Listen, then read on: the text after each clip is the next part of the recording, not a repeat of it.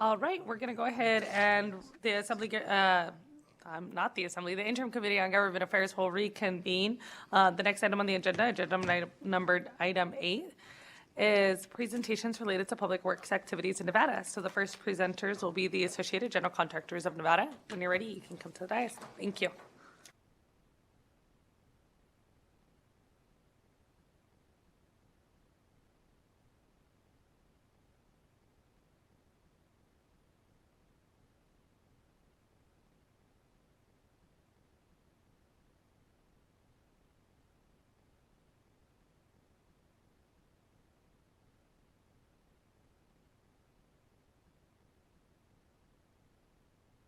Thank you, Madam Chair, members of the committee.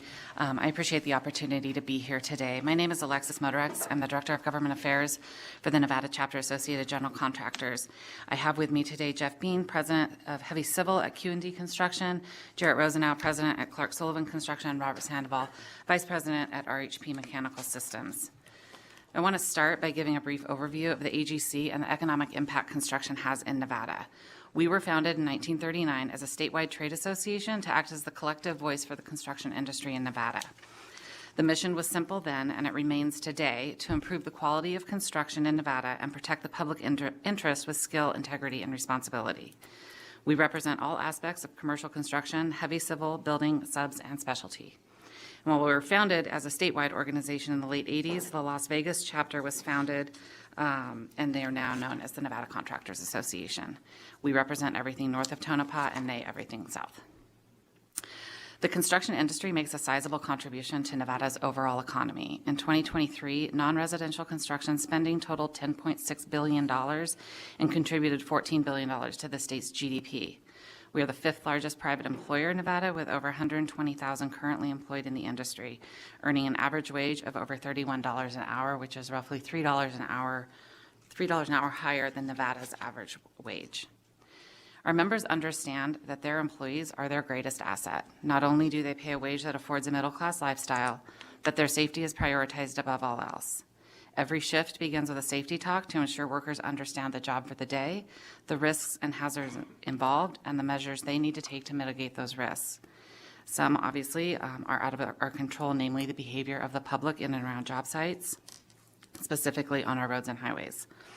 We just launched a PR campaign to raise awareness for the driving public to slow down in work zones, called Respect the Cone, My Family Needs Me Home.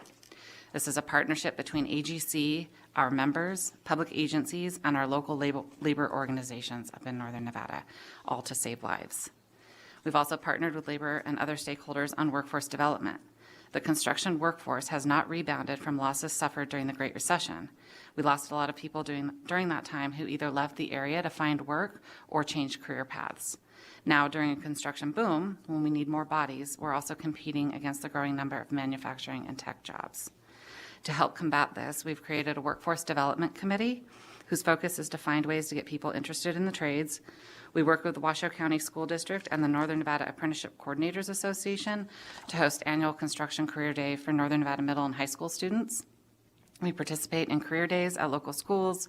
We work closely with TMCC and UNR, and we have a strong partnership with ACE High School, whose mission is to teach skills for careers through integrated academics with a focus on workplace readiness.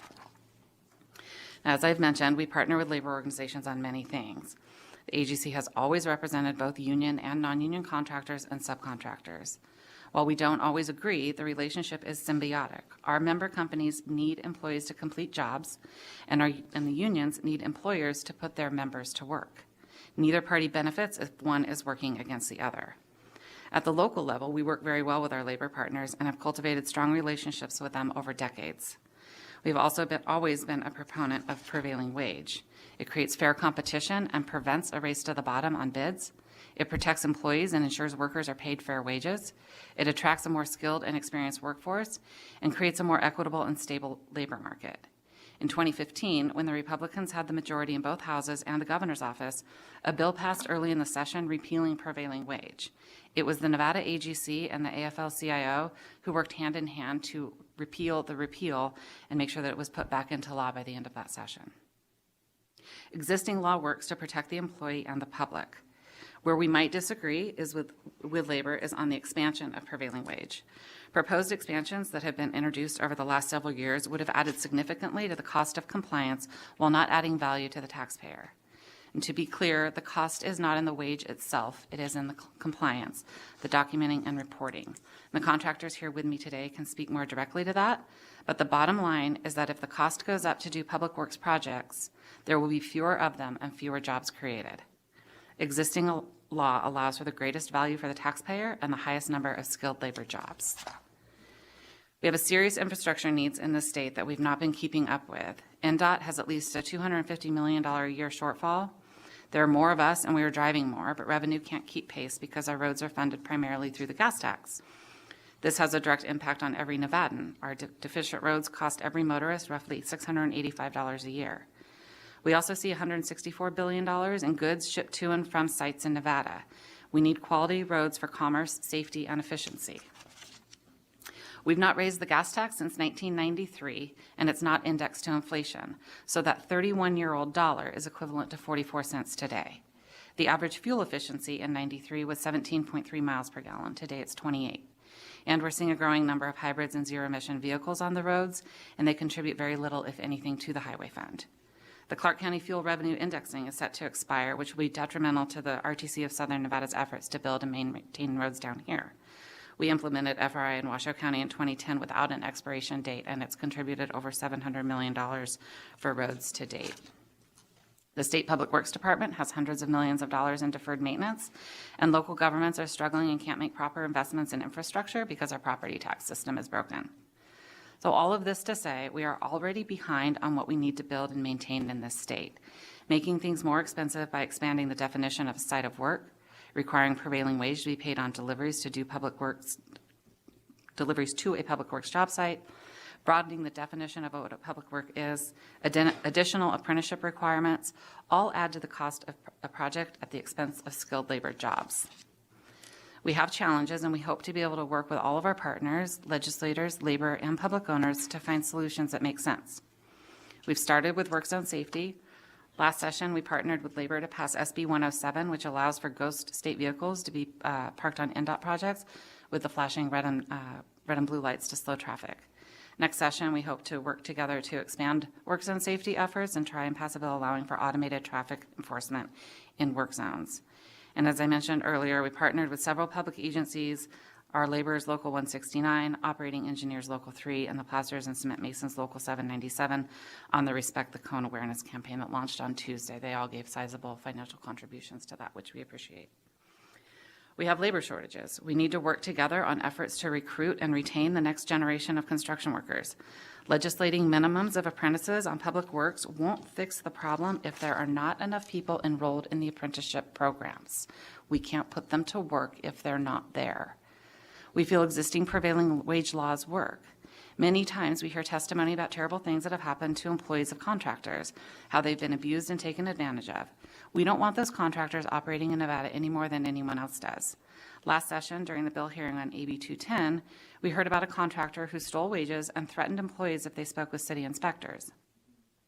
Those things are already illegal, and that project was a private project. Changing prevailing wage laws would not have done anything to fix that particular issue.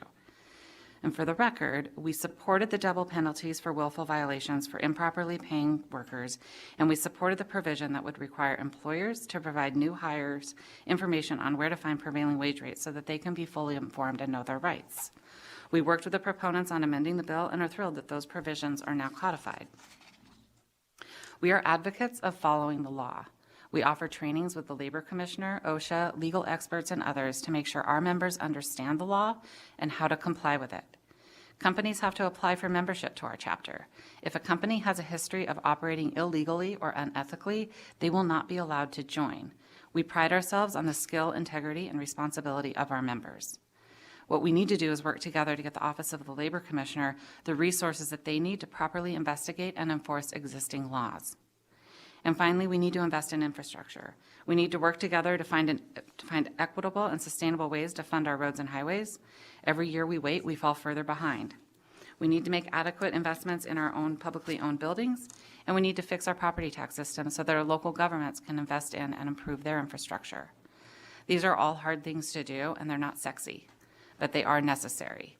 Doing so will create thousands of well-paying skilled labor jobs, which is a win for all of us. I'd now like to have my members who live and breathe this every day, who take the responsibility of owning a company and providing for the livelihood of their employees very seriously, talk briefly about their business and doing public works in this state.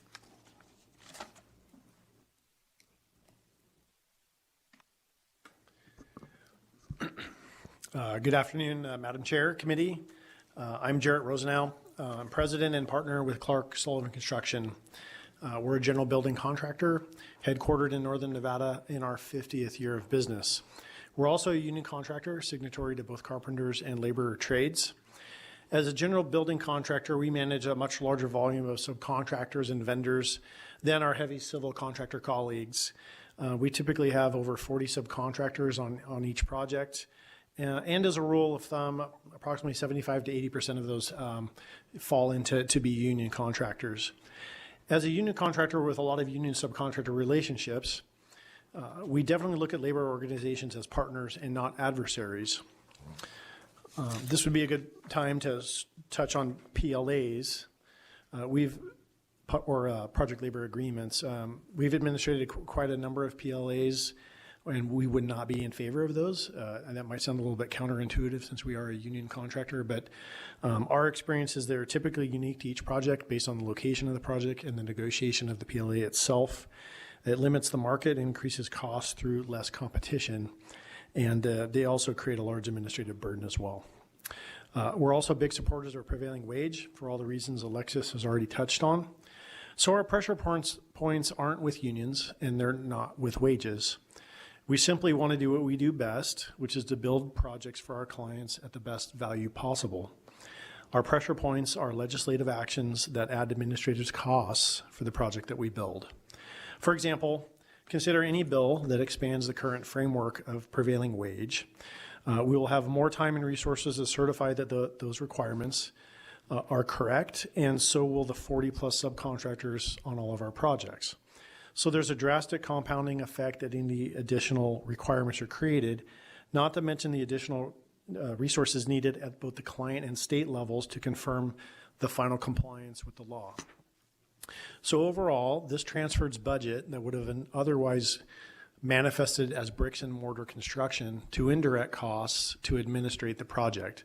So this actually reduces the overall number of labor hours the project can support, essentially reducing the overall workforce that would have otherwise been on the project.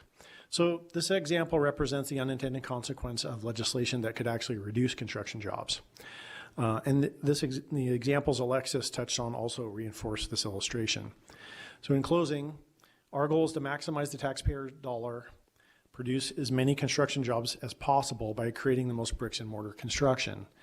In my opinion, this is best achieved by close collaboration between elected officials, representatives of labor, and construction industry leaders to safely grow our industry and grow a much needed construction workforce. So we look forward to continuing to partner with you with this goal in mind, and thank you for the opportunity to be here today.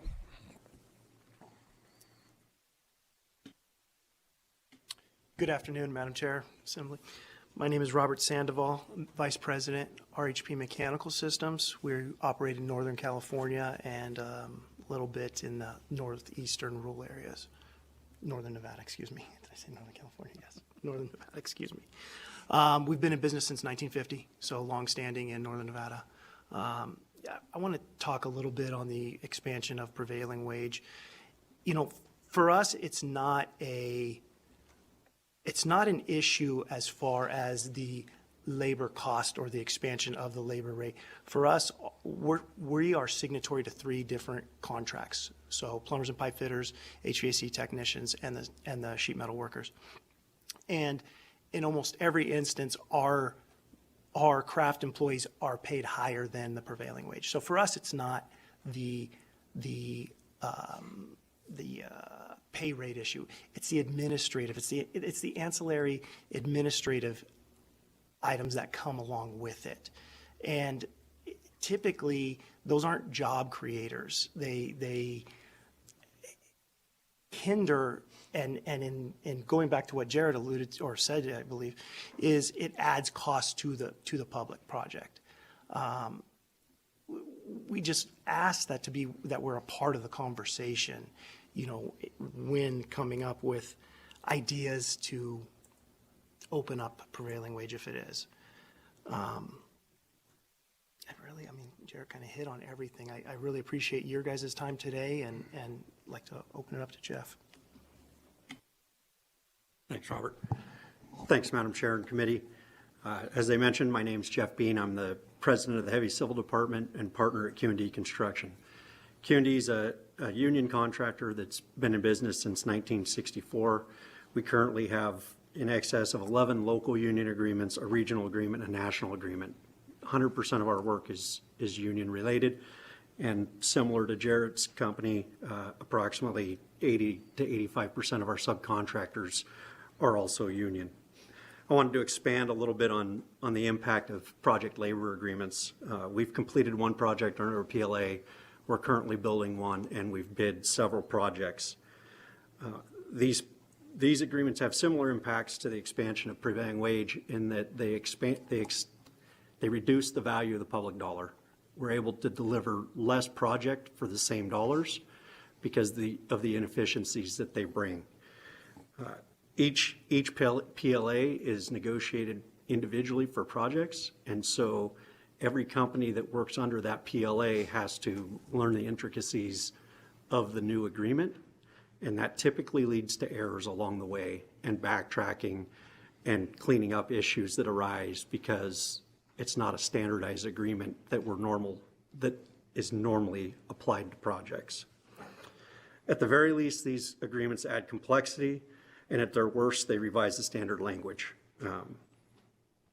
We get less participation by subs. If it's a small sub, it becomes difficult, or an insignificant trade, it becomes difficult for them to participate if they're non-union because they can't keep the same staff on their majority of their projects, and they have to add staff to work on the PLA managed projects. If it's a larger scope, we get reduced down to typically only the union contractor participation due to the inefficiencies associated with signing a PLA and again having to manage two staffs or two sets of payrolls depending on what job an individual's on. What the result of this is that local contractors become non-competitive and we see more participation from out-of-state contractors. Again, in conclusion, in the Northern Nevada and rural counties, we don't see any issues. I can only speak to that because that's where my experience lies. It's already difficult to get subcontractor coverage on many of these scopes of work, and by adding the complexity and the oversight associated with PLAs, we're only going to reduce subcontractor participation. And what that leads to is higher costs and less efficient public dollars. So with that, I brought that up. I hit that one. With that, we look forward to working with everyone in the future to come up with solid solutions. Thank you for the presentation. At this time, I'll see if there's any questions in Northern Nevada. I know Senator Daley is usually pretty quiet on labor issues, but I think you might have some today. Go ahead, Senator, when you're ready. Thank you, Madam Chair. Just a couple questions. I'm not going to go into too much of it. I know everybody at the table. I spoke with them on a lot of issues over time. I do, and just leave it at this, disagree with some of the comments made on their evaluation and understandings of how project labor agreements work. So some of what they said I would disagree with strongly and say is just not true, but everybody has their perspective, and we'll leave it at that. But my question would be for, I think, Alexis. In regard to the expansion of prevailing wage, and I know everybody has their opinion on that, but if you guys support prevailing wage, I'm assuming that if a project is on public land for a public purpose, financed at least in part with public money, that would require, or you would agree that that's where prevailing wage would apply to those types of projects? As existing law is written, yes, we support prevailing wage. Alexis Motorex, for the record. And it wasn't exactly my question, right? As existing law is, so people try to get around prevailing wage, build projects that have some novel financing mechanisms that are for a public purpose, but then potentially not on public land or whatever, but it's sponsored by a public agency. So some of these novel ways and people get around. So the basics of when prevailing wage should apply, as you said, the law is written, which was intended to be, if it's a public building, public use, public money, it should be covered. And whether or not people look at that as an expansion, people try to get around that all the time. So you support the basic concept, public use, public money should be covered. Alexis Motorex, for the record. Yes. All right, very good. Now, some of the novel financing issues, I know that there was a bill last session that addressed some of that. We ended up being neutral on that. So, any changes to existing law, as we all say, devil's in the details, and we would have to look at it. But the basic premise of prevailing wage and when and where it's used, yeah, the way that existing law is currently written, we're in full support. And understood, and I'm not trying to trick you on anything, and I know the bill, SB 226, was the majority leader's bill, and there was amendments to it to get it to where you guys would at least be neutral. But some of the things that I think some people have couched, I don't want to put words in your mouth, as expansion are actually just areas where it should be applied, but it's a gray area and people are trying to evade. So I was trying to get a feeling on where you guys were at on that. Alexis Motorex. Yeah, we're not, again, we are advocates of following the law, and any efforts to evade and circumvent the law, we would not support. But again, it's not the contractors who set up their financing for these projects. So it's how the job is bid and how it's defined that our members just bid the work. And I understand that the contractors are not making those determinations. It's the owner or whoever's putting out the project for bid. My other comment, and just make sure we have the same understanding, and I know that there are additional costs for public jobs, but the cost that some of was alluded to today that are barriers or this, that, or add to the cost of the job in order to comply with the law. When we're talking about public dollars, there's a reason we have public bidding, and there's a process that goes through to make sure that there's not bid shopping so that people have access to the job. I can go through the whole history, but you guys know it already. So yeah, is that an issue that you have on public jobs you don't have on perhaps other jobs? Yes, but it's also there to protect the contractors and the local workforces and the public dollars. Same thing with the requirement to pay prevailing wage, which goes back to a federal statute, as you know, Davis-Bacon, back in the early 30s, and was adopted by the state of Nevada, at least very shortly after. Also designed to protect local workforces. That law and the whole idea and concept was to say, hey, we have a stable mechanism in place where workers are paid at an established rate in the community, and we don't want that to be undercut by other people coming in and saying, hey, we're going to compete just on lower wages. Prevailing wage is meant to protect local workers, local contractors, and the local economy. And that comes with, yes, some administration to make sure it's complied with in the public bidding and the various things, but I don't think those are bad things. And I just want to make sure that we're not talking past each other on some of these questions. PLAs are a different issue. You can not like them or like them either way. But as far as the processes in place to administer public jobs, those laws are there for a purpose, and if they add a little bit to the cost and the administration of it, it's there to protect the public as well as the contractors. Are we in agreement there on that? Robert Sandoval for the record.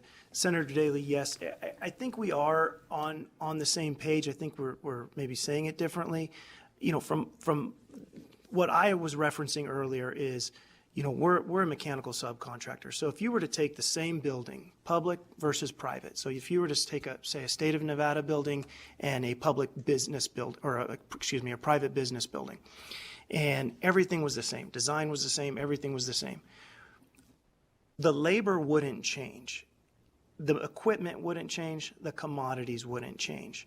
It's the process and the record keeping that go along with the public project versus the private project that, as more restrictions are put in place for that reporting, that add to the cost of the job. Now, the cost to perform and build that job in the field stays the same. It's the cost that gets passed off to the public entity where it increases. If that makes sense, and if I'm not, please let me know and we can talk further on it. No, and thank you. And I think we're saying the same thing, but the reason that cost, same design, same deal, you have a private owner, a public owner, is the private owner has more flexibility. It's his risk. It's his dollars, the private, and how he wants to go forward and administer that and what requirements on reporting or all the other things that he's going to have is private concern because there's no tax dollars. When you're on that same job for a public job and the public has an interest in making sure that certain laws and things are followed through on and that there's accountability and oversight, there is a cost to that. And it's not a negative cost when you're talking about the public dollars and the protection of the public and to make sure that those dollars are not being moved somewhere else or not accounted for properly. So I'm just saying it's an inherent cost of any public bidding. It's not the same way you're saying, oh, well, public works costs more, X, Y, and Z. I said there are reasons for that, and it's there to protect the public as much as the contractor. So I think we're saying the same thing, but there's those inherent costs for public contracts because the public has put restrictions and rules and they need to have accountability and oversight that I think is worth the cost. Thank you, Madam Chair. Alexis Motorix for the record. Oh, sorry. Alexis Motorix for the record. Senator, on that, yes, we agree, which is why we've always supported prevailing wage. We understand that there is an additional cost to it, but we also want to make sure that we maximize the value to the taxpayer and keep those costs as reasonable, meeting, you know, all intended goals of prevailing wage.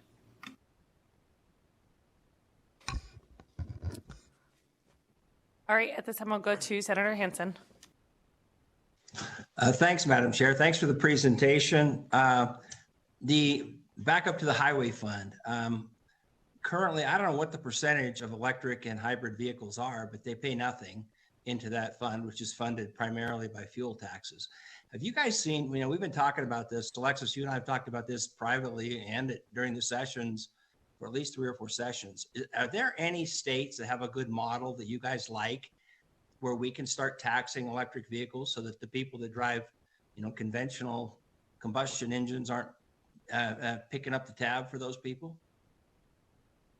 Alexis Motorix, the Nevada AGC.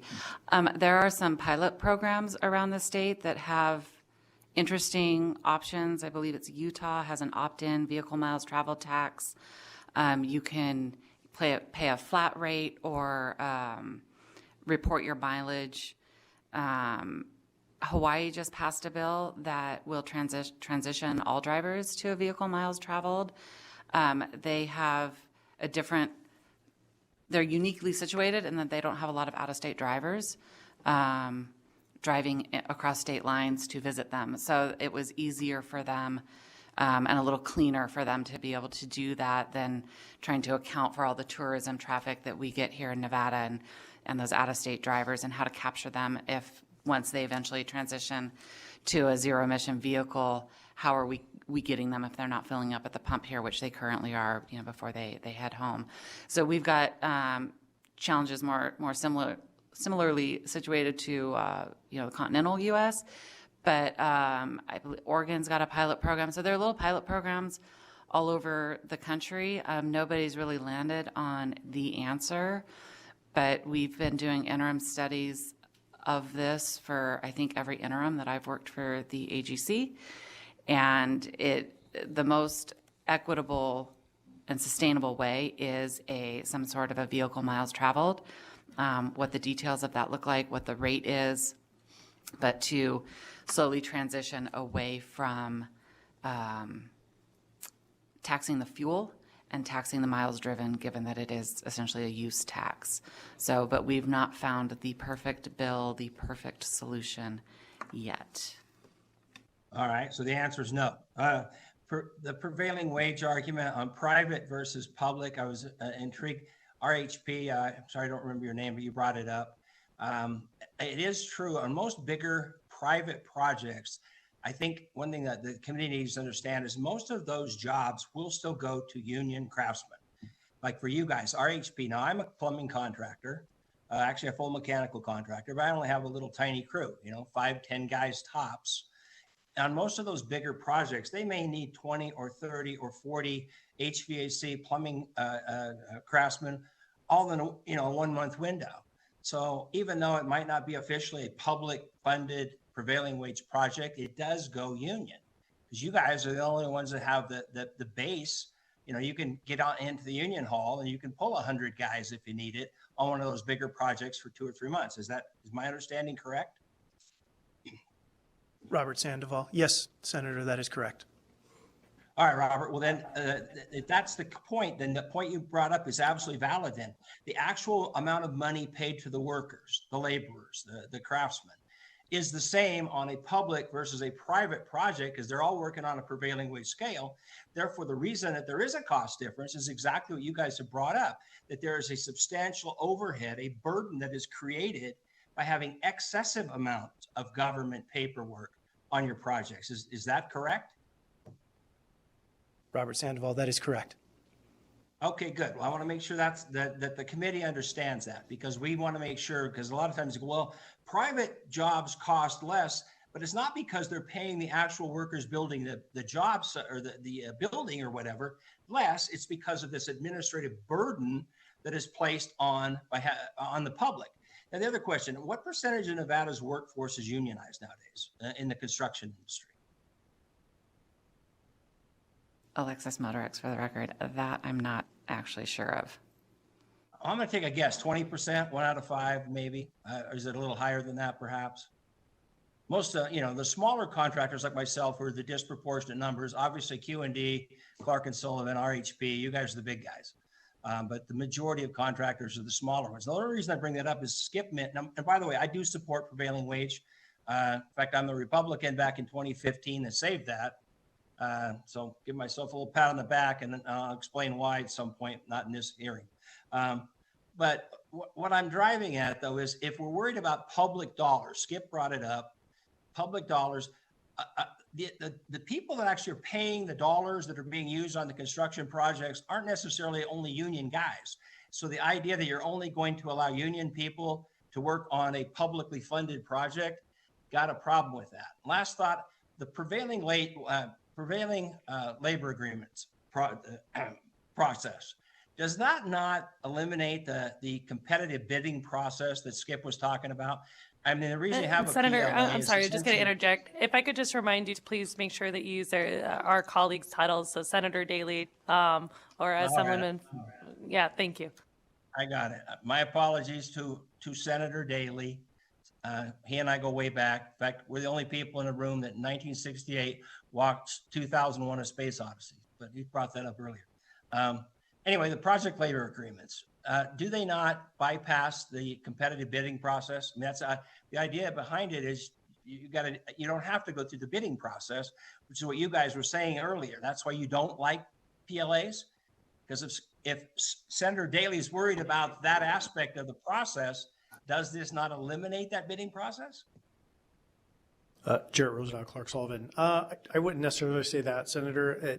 I think inside of every public work project, you're going to have a competitive process. It's ideally that's well documented and in front and is part of those bid documents. So at least you're, as a bidding general contractor and bidding subcontractors and vendors, you're aware of what that requirement is. There have been some situations, where that PLA comes into play and sort of landed on the general contractor. So I think it's sort of a mixed bag.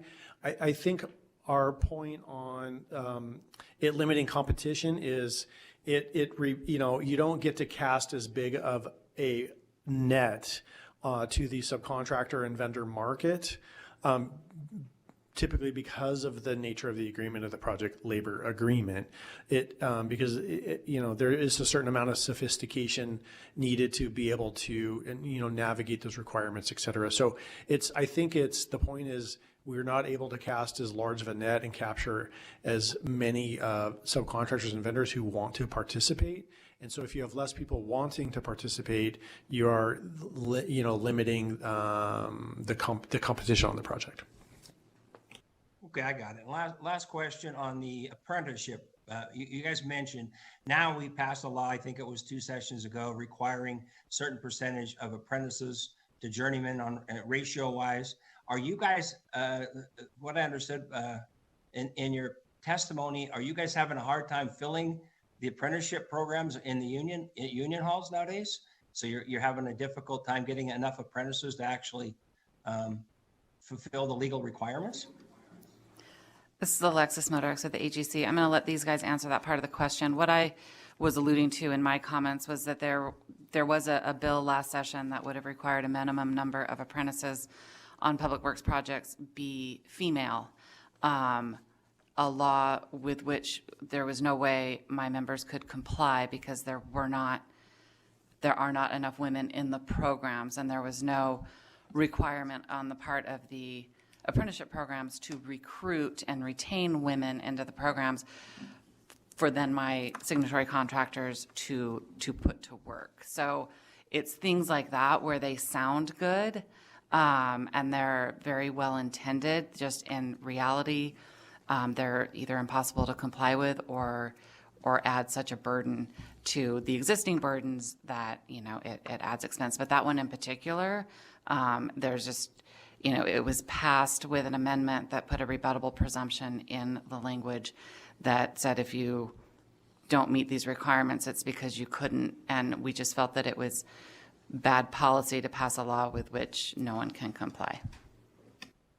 Well, thank you. That is an important clarification. But also point out that it's very rare that people talk about a glass ceiling in the plumbing industry. Anyway, go ahead. So somebody was going to comment on that. Members, any questions here in Southern Nevada? Councilwoman Carter. Thank you for the presentation. I'm a little concerned because I saw what was billed as a presentation on prevailing wage morph into a bashing of PLAs, which are designed to protect workers' rights and to protect local entities. And where I'm going with this is, what is your opinion on, prevailing wage is supposed to take and provide the standardized wage and benefits. Without PLAs, all too often, the contractors throw that as cash on the check, the benefit portion, and we end up with a lot of out-of-state workers being a burden on the healthcare system, on the indigent care, and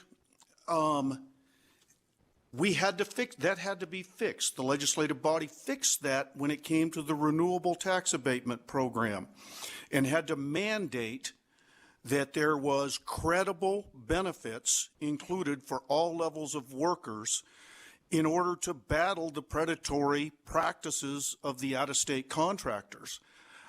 What are you guys' opinions on how do we fix that to make it to where public dollars are actually creating benefits rather than burdens on government entities? Alexis Motorix with the AGC, and I'm sorry that you feel like this is a bashing of PLAs, because it wasn't intended to be that. There are circumstances where they work. We are uniquely situated or differently situated in northern Nevada than you guys are down here. We don't have as many signed agreements, so it has the potential to have the reverse effect in northern Nevada, that if there are requirements for signatory subs, we would have to go out of state to meet the PLA requirement at the expense of local jobs. So again, we're not advocating to our members that they find ways around prevailing wage job or well-paying, providing for their employees. It is that we have challenges, and so when there are blanket requirements for project labor agreements without consideration of what the job is and where it's located, those can oftentimes have the opposite effect of what's intended, to provide for those well-paying local jobs to help the local economy.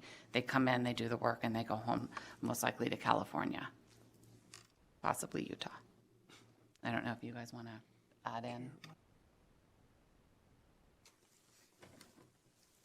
So I guess what it boils down to, the core that I was asking is, how do we ensure that public dollars are going where they're supposed to and creating genuine benefits for working men and women rather than just ending up as cash on the check, and those people, like we're seeing the rise with Google and everything else, whose health plan is indigent care.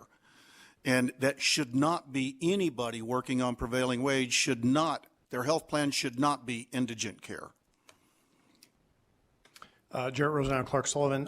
So I would say the current framework inside of the law is already intended to ensure that the workers are not being disadvantaged. If it's a public project and it's a prevailing wage project, then we as the general contractor and the subcontractors who are facilitating work have a certified payroll requirement to ensure that those workers who are on those projects are being classified correctly and they're being paid correctly under the current prevailing wage rate that's published. So that framework is already in place.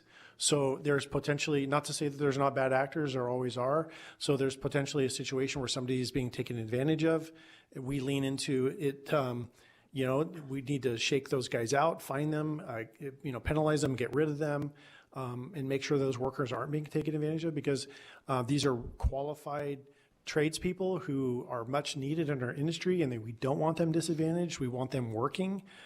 We just want to maximize as much value as possible and create those bricks and mortar opportunities for them. So I would say it's about doing the right thing, classifying them correctly, making sure that we're certifying it, and then the enforcement arm that balances what we're doing on the construction side is handled with the client and with the state labor commissioner in this situation.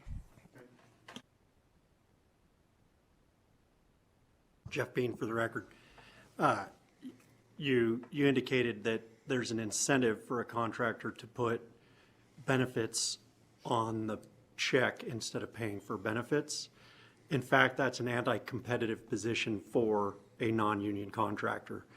If a non-union contractor isn't offering, let's say their benefit package is $4 an hour instead of $15 an hour, which those are reasonable numbers, realistic numbers, they're going to pay FICA and all the taxes and overtime on the $11 an hour, where if they have larger benefit packages, the FICA and overtime are not applied to the benefit package. So there's already an economic incentive in place to provide quality benefits under the current system.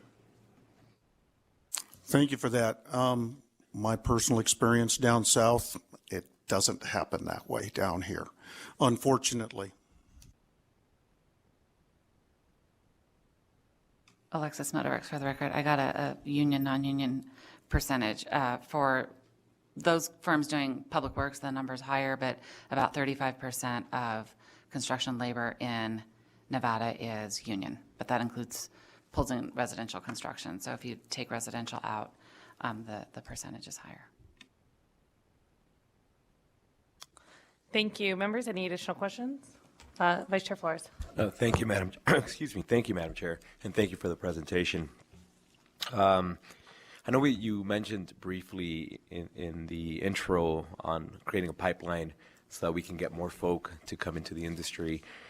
First of all, I'll start off by saying I had an opportunity to go to the luncheon in April, and I saw those scholarships that were given to the students. It was phenomenal, the amount of scholarships that y'all gave out. It was awesome. Yeah, Southern Nevada. Yeah, the one that happened here in Southern Nevada. Yeah, fair enough. But the contractors did phenomenal work there and just gave thousands upon thousands of dollars to students. But I was just curious to know if there is, what's the active agenda in terms of working in that pipeline. And I know we often have this conversation, I think, here where we bring up the issues of we're constantly trying to push individuals to higher education when we know that that's not always a correct path, that there's alternatives like trade schools, et cetera. But I know that obviously you must have a much deeper kind of insight to that conversation. I'm just curious, please. Alexis Motorex at the AGC. We've always talked about it, and we've always sort of thrown spaghetti on the wall to address the workforce shortage issue, because again, it's been a problem since construction started to rebound after the Great Recession. But the AGC itself just very recently hired a dedicated person for workforce development efforts.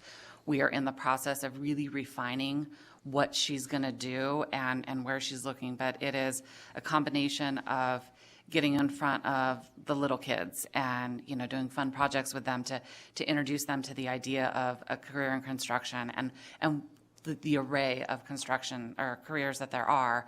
It's going into the middle and high schools and career fairs, and same thing, just with a slightly different message. College isn't for everyone. The apprenticeship programs are great opportunity for some to earn while you're learning and to get out there. And then we're looking at that sort of work-ready population as well. Where can we find people who, might be in a lower wage job that don't know about the opportunities in construction, have a preconceived notion of it, of what that means and what the wage is, and a perception of a boom and bust economy, that trying to get in front of them. And so these are all things that are kind of a work in progress, but they have become a renewed focus. And Robert is actually on the board of ACE High School, and their mission is that work readiness. I'm sorry, Jeff, I didn't realize you were. But really focusing on that, the academic requirements that the state puts on, but with that work readiness component in construction, mining, manufacturing, transportation.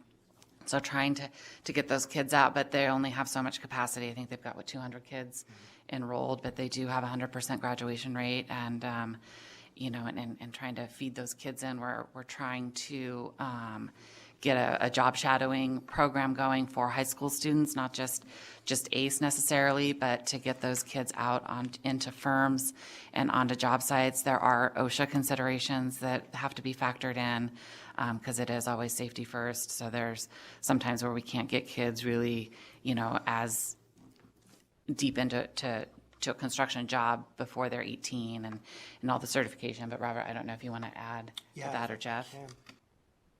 Robert Sandoval for the record. Vice Chair Flores, so, all three of our companies are big advocates of, finding labor. We fully understand that college isn't for everybody. For a very long time, college was pushed as the only path. And I can tell you for myself, I did a 5-year apprenticeship with the plumbers and pipe fitters, 16-year union member. Out of high school, that was my path. That's the path I took. We're starting to see it grow, gain some momentum. It would be nice if it would have done this 10 years ago. Right now I can tell you from our standpoint, for our employees, we have this gap. We have a 50, call it 58 to 40-ish, and then we have a 30, low early 30s down. That middle of the road, they're not there. They're not there. And that is where we found a lot of people either left construction during the recession or, construction had such a bad perspective at that time that nobody thought it was a viable path for a career because there wasn't anything. So it is something along with the AGC, our separate companies are very much pro labor and getting people into the trades. And thank you for that. If I could have a follow-up, Madam Chair? Yes, thank you. You gave me the look. I don't know what that means. I know with the labor participation rate nationwide, there's a huge problem. And particularly with small businesses, I own one, and in general, we're having problems just hiring. And I am curious, because I've tried myself to really educate myself as much as possible on strategies that folk are utilizing in different industries to kind of redesign what it means to be a good employer, right? Back in the day, it was just compensation, but now there's this whole idea that it's also what other emotional, mental, XYZ aspects of the industry are we providing through the industry providing to the employee? Has there been a shift in that conversation as well? And just curious. Alexis Motorex. I would say that the national AGC is much farther along in those efforts, and they're getting that information out to their affiliate organizations. It is something that we have talked about. I will say that our really concerted workforce development efforts are a little young to try and incorporate everything, but it is certainly something that we know is a reality. We know working from home, which is not really viable for construction. It's relatively short construction window in northern Nevada, so we need boots on the ground, literally. So some of that flexibility is harder for this particular industry, but yes, we're just not good at it yet.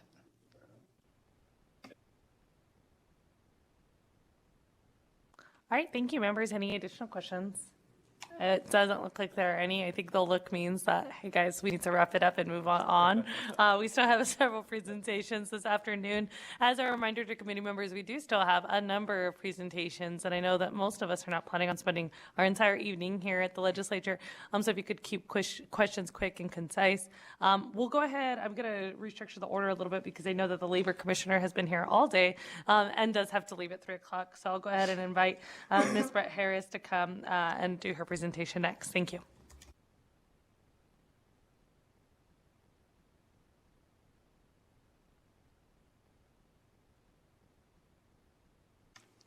Thank you, Chair Torres. Brett Harris, Nevada Labor Commissioner, for the record. And my daughter's a bluebird in Cinderella tonight, so that is why I have to leave by 3, so thank you. I joke often that I am an NRS 338 concierge, that is the Public Works chapter. The Office of the Labor Commissioner is responsible for compliance for NRS 338.010 So that gives us kind of a big part of the chapter to make sure that things happen. So stuff that we do includes surveying for prevailing wage in odd years, publishing prevailing wage. We also set up Public Works project numbers, keep a database of all projects, including their status, contractors, subcontractors, amounts, all of that. We perform complaint compliance. Traditionally, we perform complaint compliance in 3 areas, and I'll explain. As you guys know, the Apprenticeship Utilization Act did change, so we're mid-transition on that. But we do prevailing wage compliance, so making sure that prevailing wage is actually paid to workers on public works projects, and making sure the classification for those workers is appropriate so that an electrician is getting paid as an electrician and a laborer as a laborer, et cetera, by region. We do compliance on certified payroll reporting, so those have to be turned in within a certain number of days after the end of the month. And we do compliance on the Apprenticeship Utilization Act. Historically, we would get about 125 complaints per type of compliance that we perform. Now, Senate Bill 82 from last legislative session changed the Apprenticeship Utilization Act from a complaint form to a annual reporting. So that time period just opened up. It changed one other thing in a major way. So the Apprenticeship Utilization Act, the compliance for it used to be required by project. It was triggered by number of workers of a particular class. Now it's just an annual requirement based on the number of hours any contractor works in any particular classification over the course of a year. What that means is that where we got 125 AUA complaints before, we will now see something like 8,000 to 10,000 reports if everyone actually turns in their report. And I've been going around the state. I've done about 40 presentations trying to spread the word about what that's going to look like. On any given day, I do spend, I joked, I'm the 338 concierge. I spend a lot of my time just answering questions on it. It can be confusing and difficult to navigate, and we are very aware of that. When I was invited to come speak to you today, I was invited to generally give a little background about prevailing wage, and I'm happy to give any history or education, but I think the other people probably covered that better. What I do have is a potential solution for what I think is the compliance gap. Our first line of compliance in any prevailing wage case right now is from an awarding body. So the public body who owns the project, the statute tasks them with auditing, obviously, their certified payroll reporting, identifying any prevailing wage deficiencies, misclassifications of workers, or it used to be apprenticeship non-compliance, but now that will solely be an Office of the Labor Commissioner function. What I have found is that the awarding bodies, the public bodies, they vary greatly on their knowledge and their ability and their resources to be able to do that. To the extent where recently it was told to me that someone did a public records request on one of the awarding bodies just to see how many audits they had initiated themselves in a 2-year period, and the answer was 0. So everything they had done had been by third-party complaint, because the other way that compliance can be initiated in this realm is by third-party complaint. So a lot of the worker groups do have compliance teams themselves. They will monitor their own compliance. They will make a complaint to the public body. The public body and we get a copy of that complaint, and the public body then has a duty to do an investigation. I am not inside the public bodies. I don't know what that looks like. I can tell you that for some of them, there's as little as one person doing all of that for all of their projects, and that's for some of the biggest, if not the biggest, public bodies. So I imagine the capacity for some of the other public bodies is even more difficult because, again, they just don't have the resources. So one of the ideas from my predecessor so the Office of the Labor Commissioner is a general funded agency, so that limits what we can do in terms of expanding in any given year. But we have been working on a bill draft request, very early stages, about potentially changing our funding model to a self-funding model where we would attach an issuance fee to issuing the Public Works project number. That would need to be paid by the prime contractor. What I would propose is a very, very small percentage of a percentage, 0.5%, 0.25%, that is paid to our office to perform compliance. If we did that, then I think the Office of the Labor Commissioner could easily build out a Public Works compliance team that looks and operates more like our NRS 608 wage and hour claims. So if you're not familiar, our primary responsibility as an agency is to get people their paychecks in private employment in Nevada.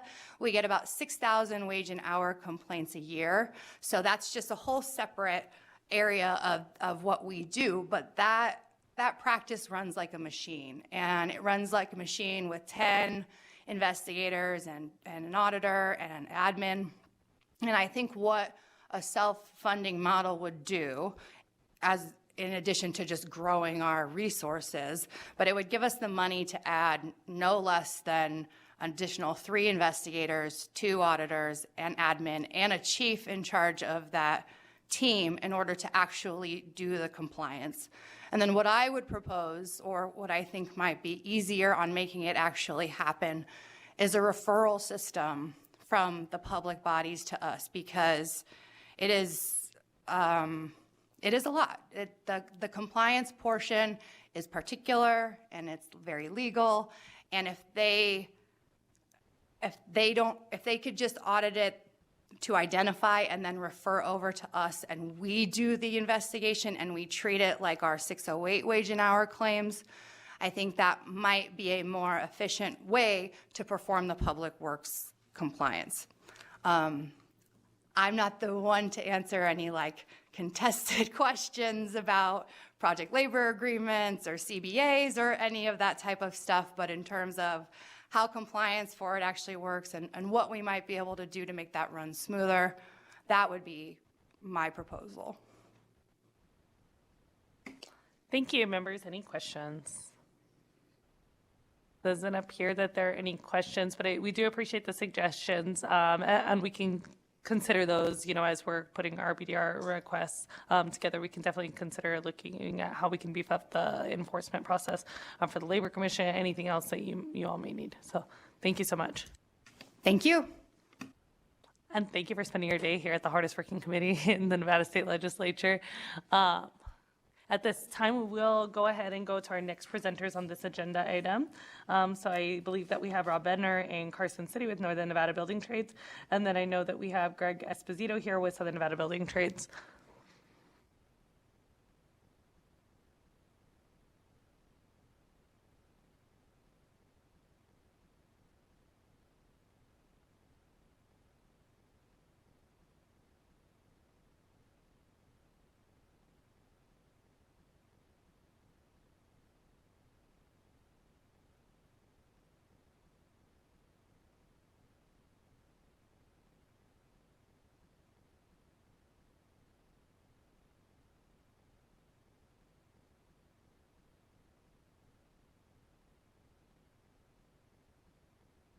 Mr. Bednar, I believe that you're going first in Northern Nevada, so when you're ready, please begin. Thank you, Madam Chair. Rob Bednar, Executive Secretary Treasurer for the Northern Nevada Building and Construction Trades Council. We're just getting the PowerPoint pulled up right now.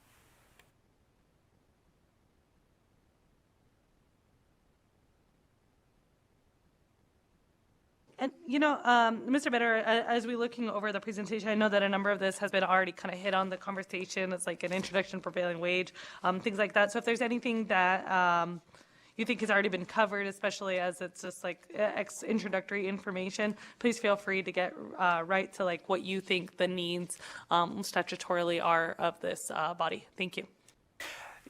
Yes, thank you, Madam Chair. Yeah, I was going to. A lot of the stuff that was in our presentation have already been covered, so I was going to try to skip over most of this to save us all some time. So thank you very much. We are here. I represent Northern Nevada Building Trades. Today, Greg Esposito is representing Southern Nevada Building Trades. What we do, we facilitate and promote state-of-the-art workforce training programs through our apprenticeships, furthering opportunities for construction career growth and apprenticeship including into small business ownership. We provide a highly skilled workforce for local construction companies, partner with local leaders and organizations to improve our communities, and we also promote economic development here in Nevada. If the economic development in Nevada stops, then our members won't have jobs, and that would be bad. I'll skip over a lot of this. We're going to go over what is prevailing wage, a little bit about PLAs, and then one of our big issues is also funding the labor commissioners adequately.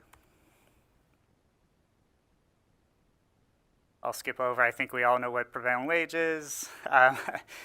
When does prevailing wage apply to Nevada? This is something that came up earlier. Pursuant to NRS 338, anything over $100,000 is subject to prevailing wage. On the right hand of this slide, here are some examples of what prevailing wage applies to. This slide this goes over just who gets paid the prevailing wage rate. It gets paid to any construction worker on a project. Exemptions, though, are normal maintenance, janitorial work, landscaping that's not associated with the main project, emergencies, anything that happened under emergency, railroads, and any project under 100,000. We also like to clarify that anything 100,000, sometimes what we see issues with entities trying to get around prevailing wage by letting out smaller contracts, i.e. example, like if they're doing a room or model, they'll break the contracts out, for the flooring or for the painting or for the framing and put them out into smaller contracts that all, come out underneath 100,000. But when you add them all together, which we all know that, room and model requires all that, that would push them over the $100,000 threshold. Apprentices on prevailing wage projects are actually exempt. Their wages are set in other means, but they are not. They are the only ones on the project that aren't getting the full scale prevailing wage rate. And one cost saving benefit when we use apprentices on projects, that means that you're not paying that full prevailing wage rate to everyone. The apprentices actually do save money on projects, so apprenticeship utilization is a money saving, something that will save money on projects. Also, design professionals, architects, interior designers, and then service providers save Sani huts and whatnot. Contractors must report subcontractors to Public Works within 10 days. After a subcontract commences work, contractors must determine compliance with Bill 207, which is the Apprenticeship Utilization Act. Contractors engaged on Public Works must submit certified payrolls within 15 days of the end of the month. General contractors are responsible for the wages that are paid to the workers, making sure that they are getting paid the right wage rates. The contractor and any subcontractor must maintain payroll records, and contractors must comply with apprenticeship utilization requirements and submit those required reporting documents of the apprentices for the Public Works projects. Recent legislation that we've seen, SB 226 was passed in 2023, this last legislative session. It did fix the lease buyback loophole, but there are many other loopholes out there that exist that we would like to see closed up. I would say a lot of times when a project is required to pay prevailing wage, sometimes we have to ask ourselves, is the project for the public good?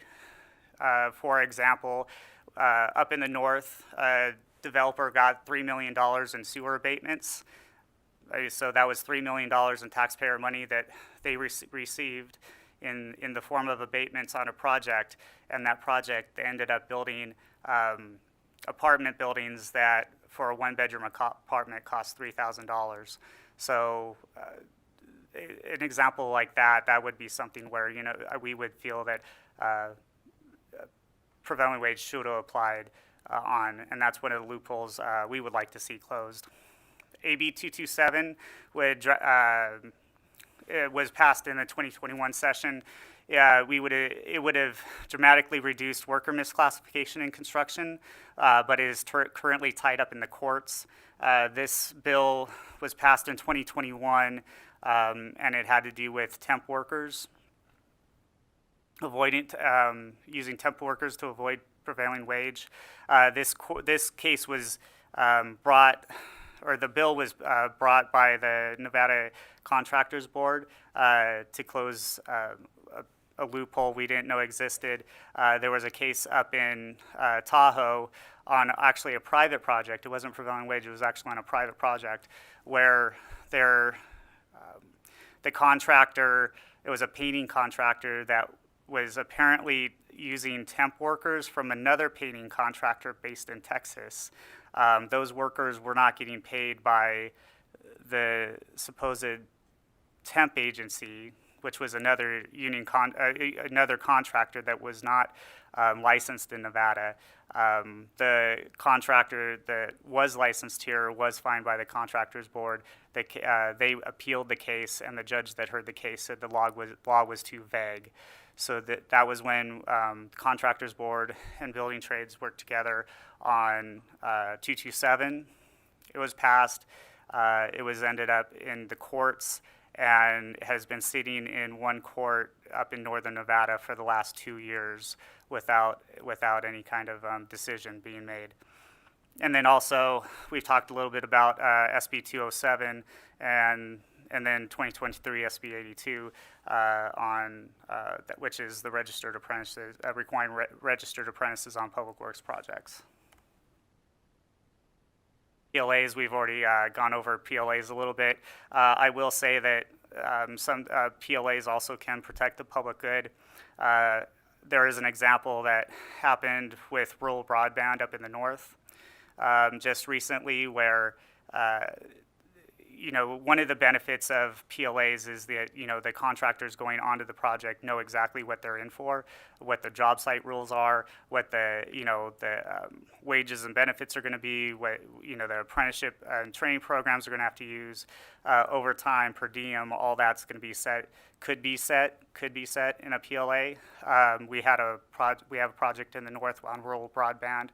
The workers aren't getting paid on the project because I don't think the contractor fully knew exactly what he was getting into. I know there was an article in Colo 8 recently that stated that the contractor didn't realize he was going to have to pay per diem and prevailing wage. And right now, the Uprise Fiber, who got the contract, has $9 million from NDOT funding that is just they have that they're not willing to do anything with. So that could potentially have been helped that project out a little bit. One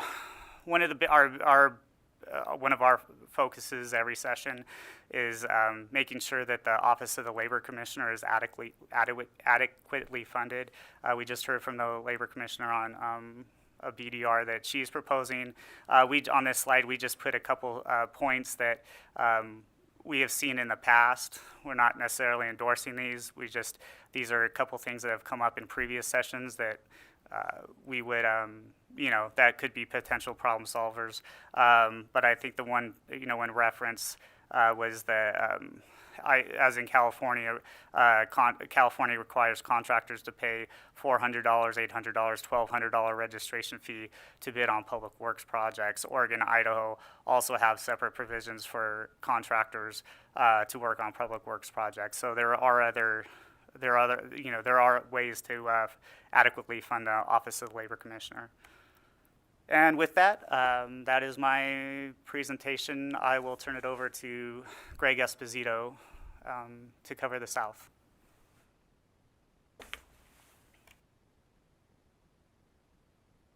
Afternoon, Madam Chairwoman, members of the committee. Greg Esposito.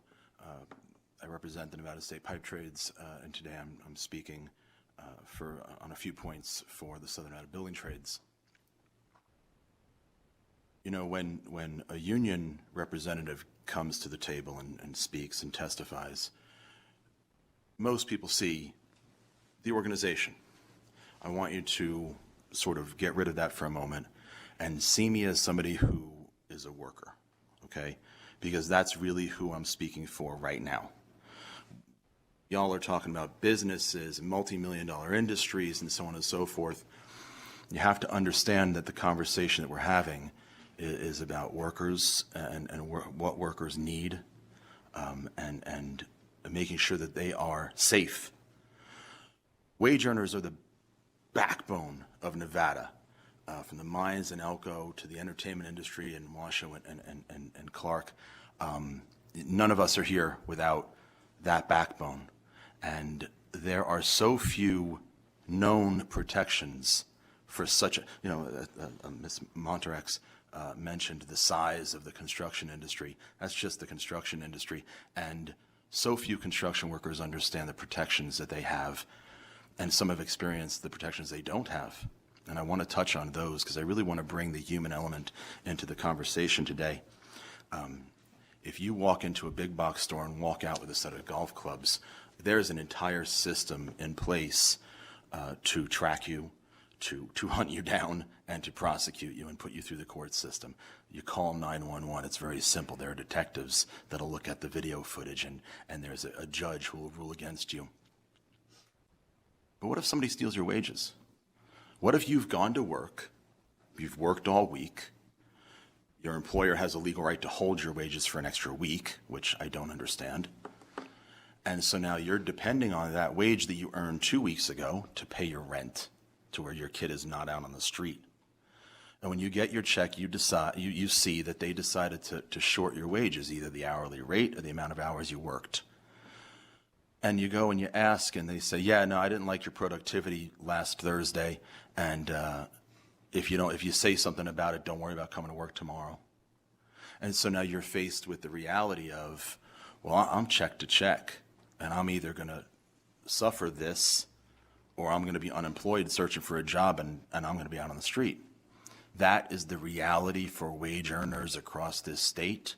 And if you haven't been a wage earner and you've never experienced it, let me tell you, it's a horrible feeling. I have been a wage earner. I have experienced that. And if you don't have backup, and if you've got kids at home and you're on the brink, you just take it. Because nobody knows who to call. If you weren't in your positions, you wouldn't know to call the labor commissioner, okay? And I'm going to go over some things to where even if you did call the labor commissioner, it's a pretty onerous process to get what you're owed. I had a friend who knew I was in the union and knew I knew the law of labor law, and she was getting cheated by a fast food chain, and she knew it. And so I had her start documenting everything that she could. Documented the fact that the labor law posters that were supposed to be hanging up weren't there. Documenting the fact that the manager could easily change your timesheets when you punched in and out. And so when she did get fired and didn't get paid her wages at all, I knew who to call. I knew where to file the forms.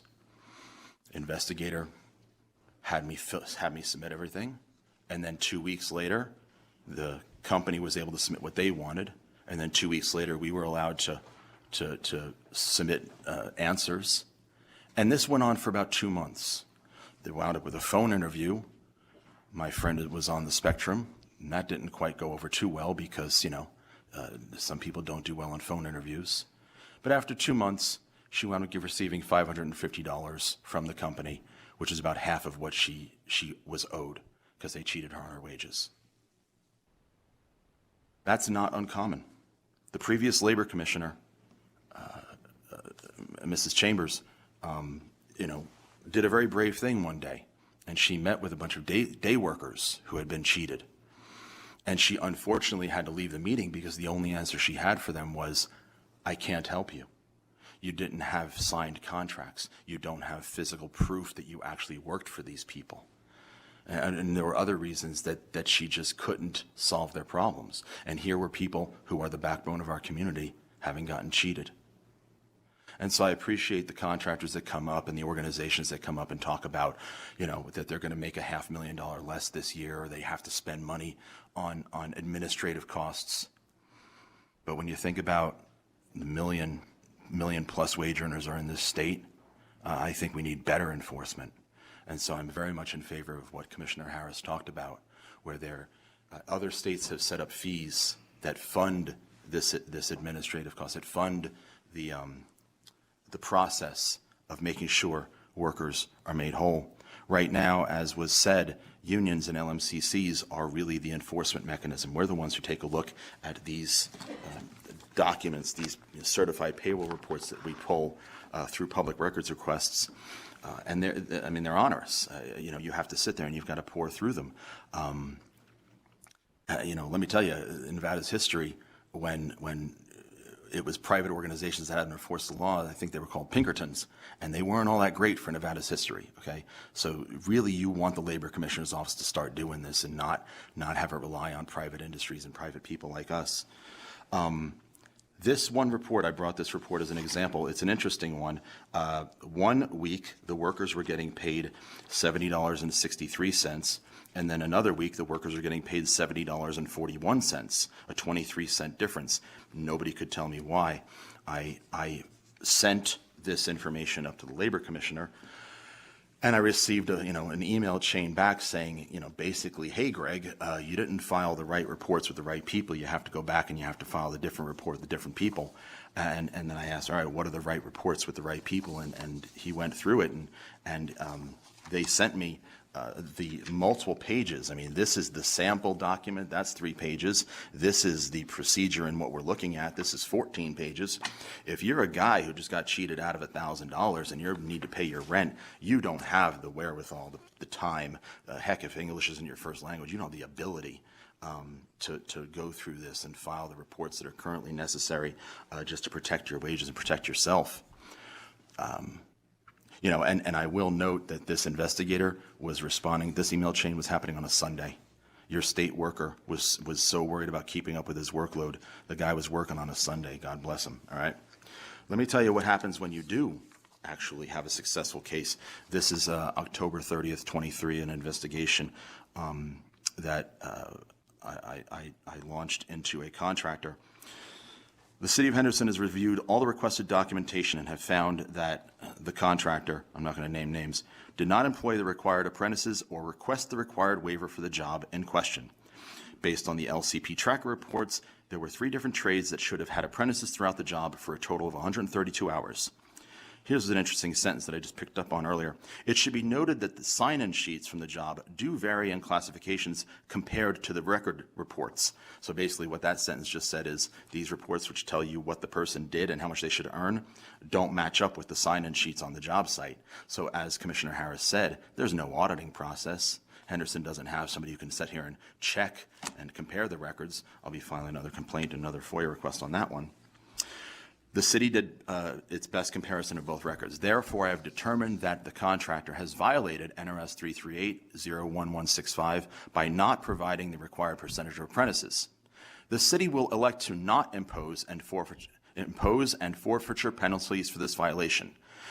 There is not a clear calculation that may be used to impose any fines for this violation, and the city does not want to assume a dollar value. So, in the first sentence, they said, yep, the contractor we're working with broke the law.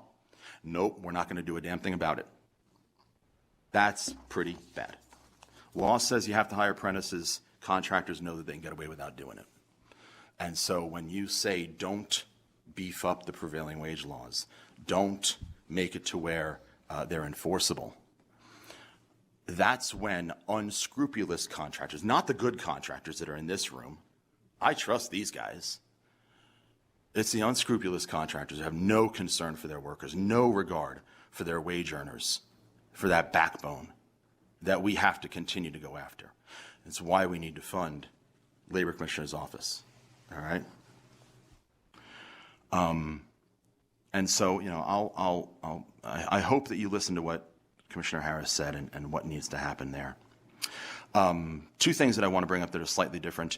Right now, there are a lot of businesses that are doing work as contractors that do not have contractors' licenses. They're using different loopholes, ambiguities in the law. I've identified those. I think that it might be worth taking a look at businesses that should have contractors' license operating without them, and trying to close some of those loopholes and ambiguities. And then one final thing that Ms. Montarex mentioned was how, on average, her contractors hire workers, I think she said $3 an hour over the state average. Workers' compensation rates are calculated on the state's average. And so if the majority of construction workers automatically earn over the state's average, and if one of them gets hurt, which is a trade that is likely to have people who get hurt, and workers' compensation is calculated off of the state average, then workers that I represent are always going to be behind the 8 ball if they get hurt. And those workers are going to go back to work sooner than their doctor recommends because they have to make their wage. And so I'd like to have conversations about adjusting the formula for people who work on prevailing wage projects and construction projects to better represent what their wage is and what their wage should be if they're having to collect workers' compensation. Appreciate the time, appreciate the committee's attention, and I hope I've helped you understand the impact that action and inaction do not have on the backbone of this state. Thank you. Thank you for the presentation, members. Are there any questions? I don't think I see any questions for the committee members. Thank you so much for the presentation. Appears there might be one, Senator. Yes, thank you, Madam Chair. Just a couple of quick questions, and Rob, we're trying to get this, so these should be yes or no type answers. On project labor agreements, I just wanted to push back and maybe clear the record up a little bit from what was said before. So a project labor agreement is a single job agreement between the owner of the project and a labor organization. So the people bidding on it, the contractors there, they're not parties to those agreements. The owner wants it. Rob Benner, for the record, that is correct. It is an agreement between the owner and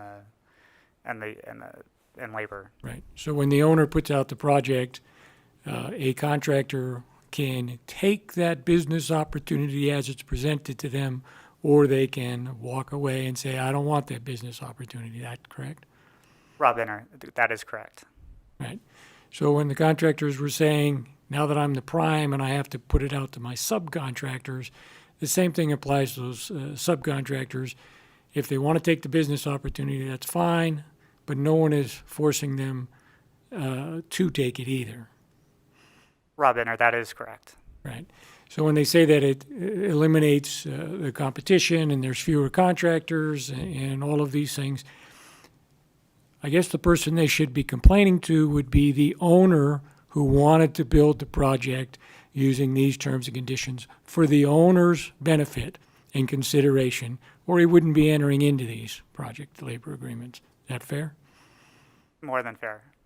So contractors, go complain to the owners who are entering into project labor agreements and take the business opportunity or don't.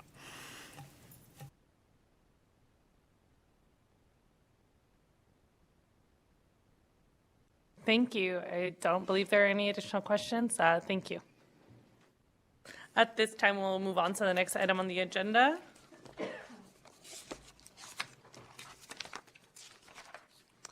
And we will take presentations on state and local business licensing. We'll start first with a presentation from the Office of the Nevada Secretary of State. And I know that we have a number of presentations on this issue, but if somebody else covers an issue, covers it, the Secretary of State's office might have walked out. So I will go to just whoever's next on this. Yeah, I don't see them walking back in.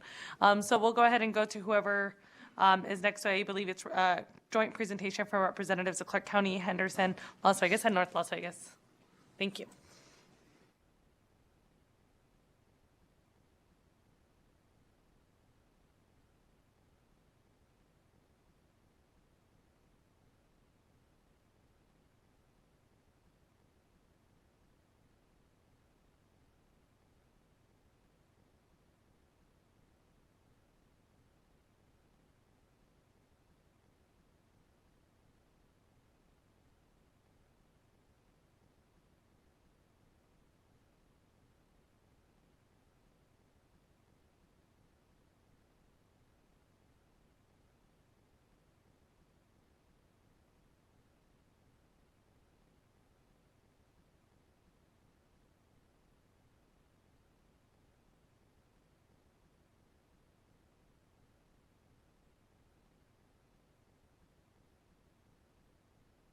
Hello, my name is Jennifer Williford. I'm the Operations Manager for Clark County Business License. And today I have with us Mike Cathcart, the Business Operations Manager for the City of Henderson. Next to me here is Minerva Gomez, the Business License Section Manager for the City of Las Vegas. And on the end is Sissy Flores, the Business License Manager for the City of North Las Vegas. Together, we put together a presentation on the multi-jurisdictional business licensing in Southern Nevada.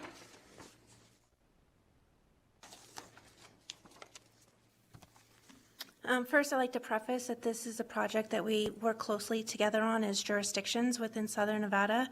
So the multi-jurisdictional business licensing, what we call the MJBL, it's a business license category that allows a business to apply in one jurisdiction but operate in participating multiple jurisdictions under just one license. Today, currently only one category exists for that, Nevada state contractors.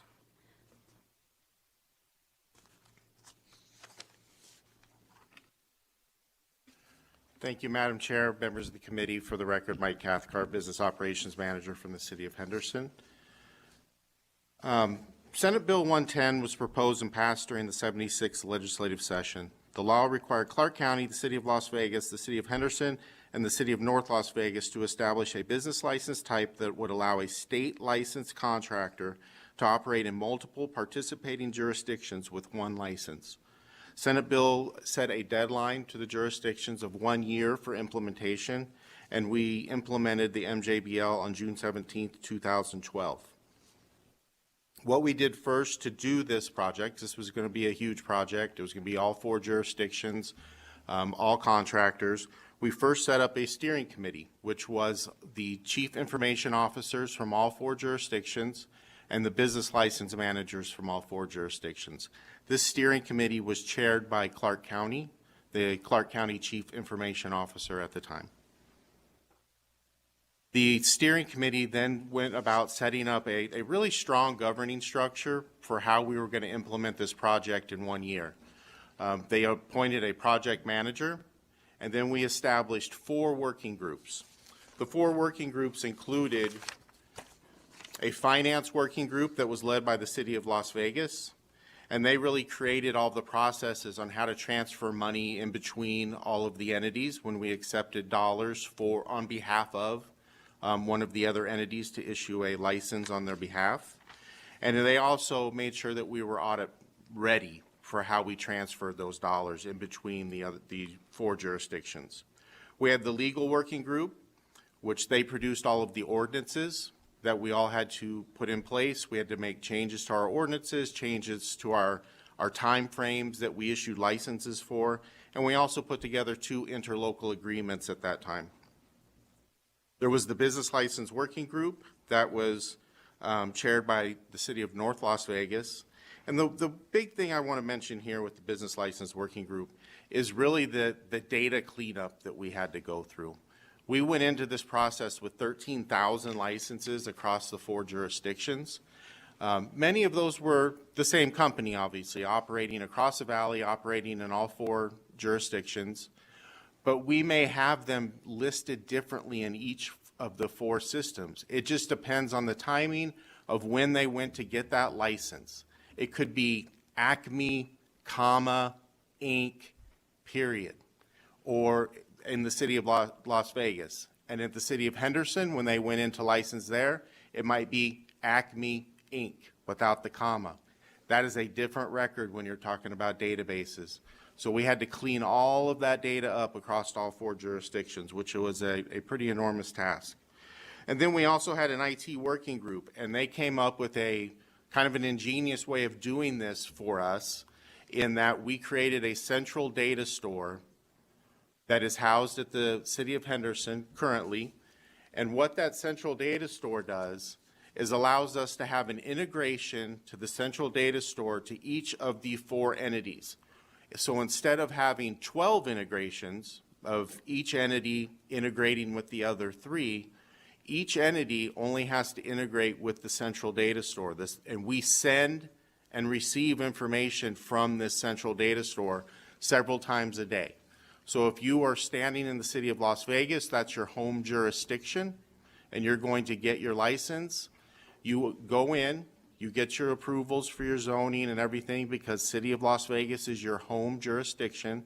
But at that time, you will then have the opportunity to check the boxes for Clark County, City of Henderson, or City of North Las Vegas, and pay those fees as well at that time.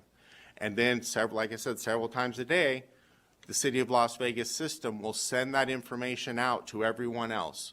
So if you go down to Henderson and want to pull a building permit, you are already showing in the central data store and the City of Henderson licensing system that you're a licensed contractor with Henderson, and you've done that through the City of Las Vegas, which is your home jurisdiction. And then just to kind of wrap up what we did in the past is, we had to update all of our ordinances. Obviously, I mentioned that. We had to line up our renewal periods. Each contractor, as I mentioned, licenses in their home jurisdiction. So wherever their brick and mortar is, that is their home jurisdiction. They walk into that building or use one of our online processes and are able to get all four licenses if that's what they're looking to get. And then throughout the process, it took us just under the year. At certain times throughout that year, there were 60 employees working on this project across the 4 jurisdictions, and we tracked all of our costs, and the implementation of this cost $1.4 million to implement this just for contractors. But I also don't want to minimize and say just for contractors, because it is the largest license type, in particular the largest license type that travels in between the 4 jurisdictions. So it was well worth our time and effort. And I do want to kind of just talk a little bit about what's happened since. Us 4 sitting here, we're the folks that write the ordinances when things change in the licensing world. City of Henderson, I have a staff of 10 total people in business license. So when things change and we have to change ordinances and we have to go down different paths of new business types, it takes an enormous amount of time. Since we did MJBL back in 2012, we have done medical cannabis, started that from scratch, written ordinances from scratch. We've done recreational marijuana after the ballot measure passed, started that. You think about back in 2013, there were 0 dispensaries in the valley and in the state. There were 0 cultivation facilities. Now we have many of those. We have a very well-regulated industry, and we had to spend several years working on those projects. 2015, we did a project, or we did a piece of legislation that kind of cleaned up our relationship with Silver Flume and enabled us to move forward on putting some application materials on Silver Flume and getting better access to Silver Flume. We did that project through the Southern Nevada Forum and had legislative sponsors through the Southern Nevada Forum for that project. 2020, we had COVID. Like I said, the folks here sitting at the table, we had a lot of responsibility during the COVID-19 emergency response with the business shutdowns. We talked once a week, sometimes once a day, to make sure we were all doing things the same. Just in 2021, we had short-term rentals, we had cannabis consumption lounges, liquor delivery. 2023, we now have street food vendors that we're writing ordinances from scratch. We've had a lot kind of come down the pipe in the last 10 years, but we've actually had some really good and productive conversations about MJBL and what it's going to take for us to expand it. And I think some of that is just time and us being able to devote time to changing some ordinances and doing some things that we need to do internally in each of the jurisdictions. So we're kind of looking forward to that, and I'm going to turn things over to, I believe, the City of Las Vegas to have some discussions about what we're going to do in the future. For the record, Minerva Gomez, City of Las Vegas Business Licensing.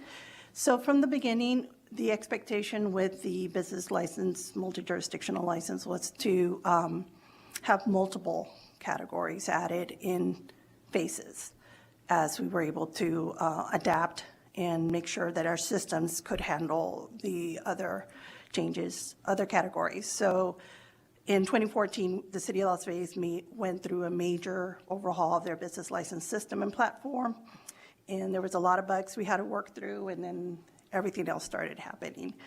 In addition to everything that happened, we also had a lot of transitions in management. Actually, we all experienced that.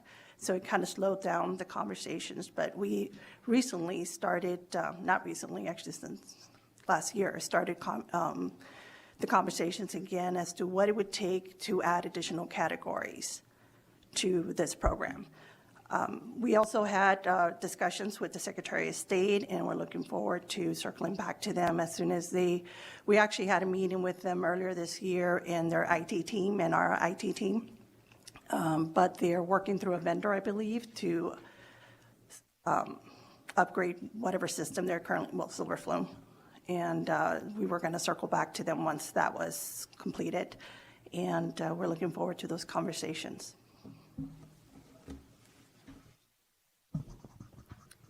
Sissy Flores, City of North Las Vegas Business License Manager. So currently we are all working together to add additional categories to the multi-jurisdictional category. We have a few that we have been talking about. One would be the sidewalk vendors. Another one is the non-contractor maintenance services. So those are just a few that are in discussion at this time. Thank you. Members, any questions? I do not see any questions from members here. I don't believe there's anyone online with questions. So thank you for the presentation. We will go ahead and go on to the next presenter on this agenda item. And I believe that the Office of Secretary of State is in Carson City. So Shauna, I believe, is in the room in Carson City. So you may begin when you're ready.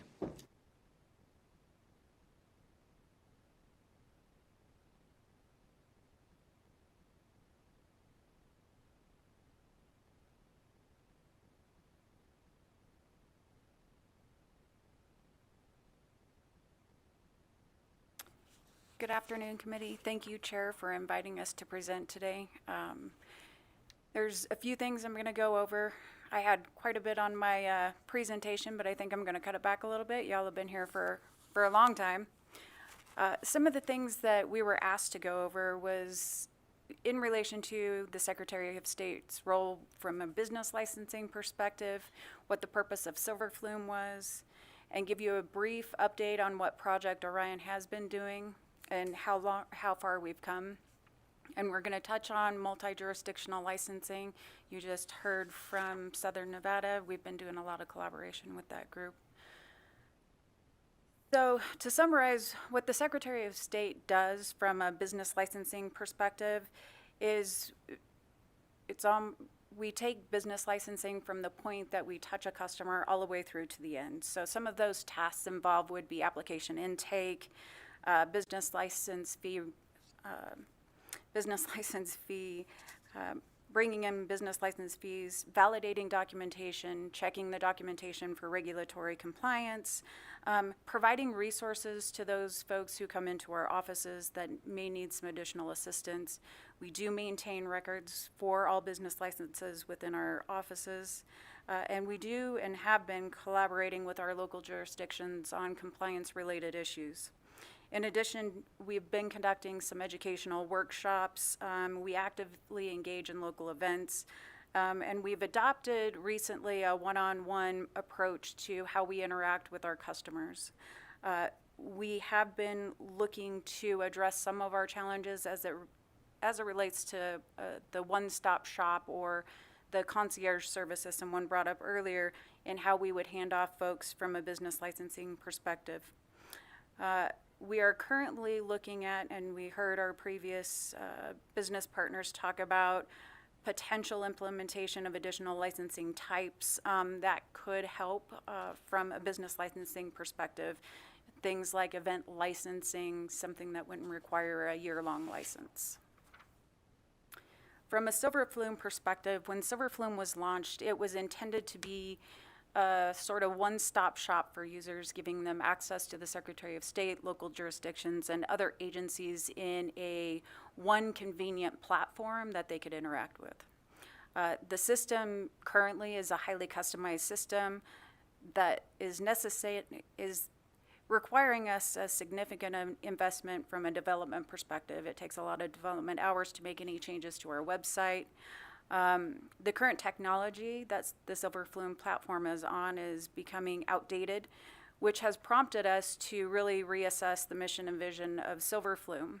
The reevaluation aims to explore how we can more effectively utilize information in a manner that's both meaningful to the constituents of the state and our other business partners. So when we talk about Silver Flume in general, how do we reinvent the platform and make it useful for everyone who has to interact with the Secretary of State and even our local jurisdictions?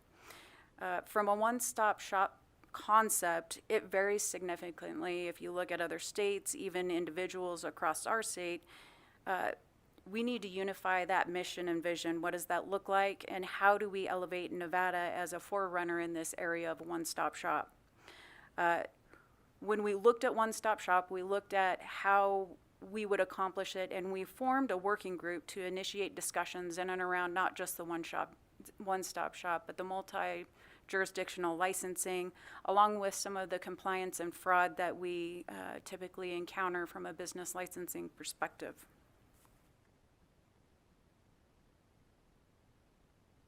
From a revenue perspective, the Commercial Recordings Division has generated almost $207 million year over year. We're tracking a 2.75 increase in just this year in revenue.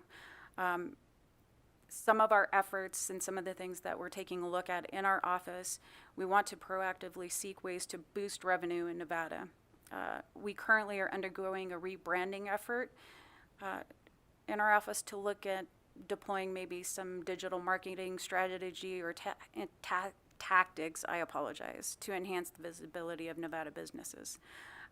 We want to collaborate more with our stakeholders to explore alternative licensing structures that would attract businesses to Nevada, because some of our structures are not necessarily user-friendly. Moving on to our projects. So Project Orion was launched last year. Some of the things that we've accomplished have been great accomplishments, and we are not finished yet. Some of the additional wins that we've had this year, in addition to what you see on this slide, we went through a very aggressive process re-engineering and implemented a lot of those changes this year. We aimed to increase our efficiency and look towards a customer-centric environment within our agency. We prioritized cross-training to make sure that anyone who interacted with anyone at the Secretary of State could answer questions from a business licensing perspective. So with that, when we launched Project Orion, we really took it upon ourselves to look at how we could become successful. One of the ways that we were the most successful is we dedicated a project team to implementing the approach for Project Orion. This allowed for our team to concentrate on the tasks at hand and reducing the likelihood of errors that could potentially happen on a project. This would reduce our project failure. With the dedicated team of professionals that we've had on Orion, we will maintain our success so far, and we will achieve our goals from a project standpoint. Most of the states that we have spoken to have not had dedicated project teams, and it's taking them a long time to get one implemented on certain structures, but it also takes them a long time to recover from any bugs that may exist once they go live. One of our biggest wins this year was our enhanced security that we put inside of our current system. With the added layer of security that we did put into our system, it allows for us to detour fraud from a high perspective. We were called out at the International Association of Commercial Administrators because of this security layer we put in. There has been a rise in what they call synthetic business fraud, and because of our added layer of security, we were called out as one of the leaders in the states from preventing business fraud. With Project Orion, we did also prioritize all of our bugs, and we did what we called an escalated bug resolution. We started out with 376 bugs. Most of those bugs were either business stoppers, stallers, And some of them were a nuisance for our staff, so we were taking a long time to do some of the workarounds. It took a long time for our team to get some of these functions completed for the constituents of the state. Recognizing the significance of a user-friendly environment or an interface, we also looked at some of the aspects such as self-service functions.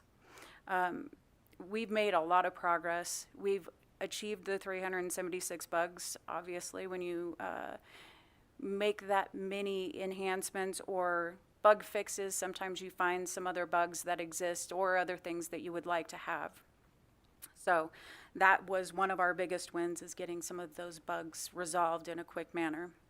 The other thing that we have done is we implemented an automated testing tool. The automated testing tool has streamlined how we test our processes without using physical people. That doesn't take that away, but it helps us resolve some of the issues that you might find from doing a bug fix by going through the automation test process first to find any issues that you might have, and then turning around and having one of your employees actually test that and make sure that it works the way it should. Again, the marketing rebranding initiative is currently underway to really enhance the perception. We want to rejuvenate the Secretary of State's image. The primary objective would include visibility and reclaiming some of our market share, because some of the businesses did leave Nevada because it was hard to navigate our processes. We did employ an IVMV partner to play a crucial role in ensuring our quality assurance, our compliance, and even cost effectiveness. They have helped us tremendously with risk mitigation strategies, but they're also providing us with an assessment. How are we doing? How are our vendors doing from an independent standpoint? Multi-jurisdictional licensing. So some of the things that our partners brought up, we have been talking about for some time. So from one-stop shop to multi-jurisdictional licensing, there are tremendous advantages to implementing a streamlined, cost-effective, one-step process from a user standpoint. This approach would reduce the burden on all agencies from a compliance perspective, so back to fraud prevention and even compliance. It also offers some flexibility from a business standpoint to avoid that confusion that small businesses and small business owners may have by minimizing the changes. So whether it be I make a change, then the city of Las Vegas makes a change, that multi-jurisdictional licensing would reduce the confusion and make it easier for everyone. This process will require extensive collaboration with our partners across the state to determine the appropriate model and even the system management components. Some local jurisdictions, as you've already heard, have demonstrated success with a similar model by offering this multi-jurisdictional option for less complex licenses. So right now we're in the process of research. We have been having quite a few meetings with other states that have successfully implemented this. We are in collaboration with Southern Nevada partners, and we've included our Northern Nevada partners as well. We want to make sure that we understand the feasibility and advantages of introducing a multi-jurisdictional licensing program. Again, we've had success in this state. I'm sure that we can tag on to that success. We want to enhance the business environment in Nevada, and I think this would be a tremendous way in doing that. We just have to go about it the right way and strategically find a way that we can do it efficiently. The other piece that we are considering, state and local agencies all over Nevada are at different stages of modernization, which makes this a little bit challenging. The collaboration now, we aim to help better comprehend how to align ourselves with each other and improve support for businesses in Nevada. So we want to make sure that as we go through our modernization efforts, we don't slow it down, but we start collaborating now on ways that we can interface and integrate with each other. Currently, the working group that we are working with is Clark County, City of Las Vegas, Henderson, City of Reno, Washoe, Sparks, and Carson City. We have been I'd like to say all over the map. We've been all over the map. We've talked about one-stop shop. We've talked about multi-jurisdictional licensing. We've talked about license structure, compliance, all with the end goal of how do we make it easier? How do we make it easier for our constituents to navigate the business licensing process? And how do we become the leader in the industry? How do we make this easy and efficient? This group started meeting. We have some people to orientate and bring them on so they kind of know what the goals of our group will be.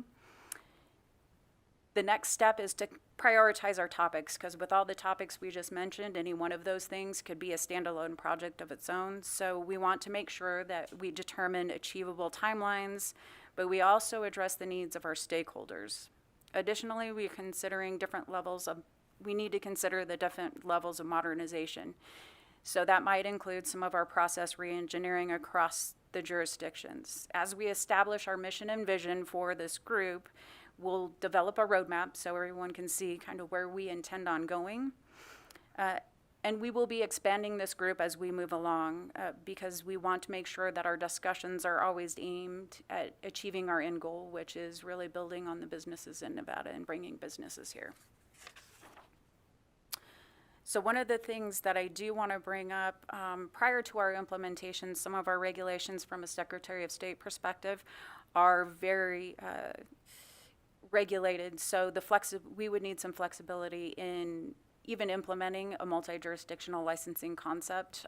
The way some of our regulations read today, from a fee perspective, will tell us that we must do this or we must do that. So we need to ensure that there's some flexibility in some of the language to ensure we meet that multi-jurisdictional if we choose to make it an option.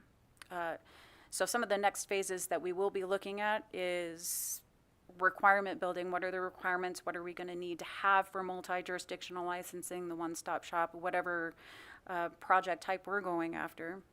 What the eligibility criteria might be for multi-jurisdictional licensing. So if we are going to go with a less complex business license type, we'll have to take a look at who would be eligible for that type of licensing. And then we would have to clearly identify what the procedures for businesses are so there won't be any confusion as they go through this process. And again, the collaboration with business partners is going to be crucial to ensure that we have an alignment from a regulatory standpoint. We don't want to get outside of that. So some of our next steps, we will continue the working group collaboration to gain some alignment, continue with the expansion of the group because we want those additional insights. It doesn't matter what jurisdiction you are in, there are some additional, there's some nuances in every jurisdiction on how they do licensing. After that, we want to develop a plan that will lay out our goals and objectives, timelines and responsibilities for all the parties who are involved in this project. We want to collaborate and create a unified licensing framework for the state, so whatever that might look like. Implement a pilot program to test the effectiveness of the multi-jurisdictional licensing. So I think with that, we want to make sure that prior to implementing something like that, you want to run the pilot to see if it's going to work the way we intend it to, or do we need to tweak it before we do a full-scale rollout. And then we want to make sure that we're reporting out on that feedback or any evolving regulatory needs to make sure that we're successful with this program. And with that, I will open it up to any questions that the committee might have for us. Members, any questions? I don't see any questions here in Southern Nevada, unless Senator Daley or anybody online has a question. Doesn't appear that there are any. Thank you so much for the presentation. I look forward to continuing to work on this issue. I believe it's very likely that this will come up in our committee in the future. Thank you. Thank you. At this time, I will invite the Las Vegas Chamber of Commerce to come for a presentation.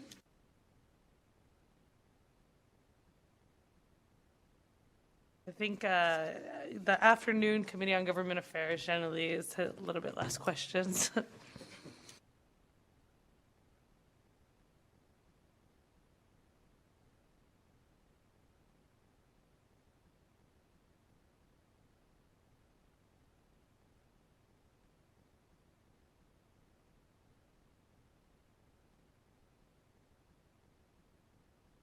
Good afternoon, Madam Chair, Madam Chair, members of the committee. For the record, Paul Moratkin, Vice President of Government Affairs for the Las Vegas Chamber of Commerce, joined by my colleague Nick Schneider, who serves as our Assistant Director of Government Affairs. Thank you very much for this opportunity to present to the committee today. We will be brief. So just quickly for the committee's background, the Las Vegas Chamber was founded in 1911. It is the largest and broadest business organization in the state of Nevada. We represent over 70 different sectors of the business community.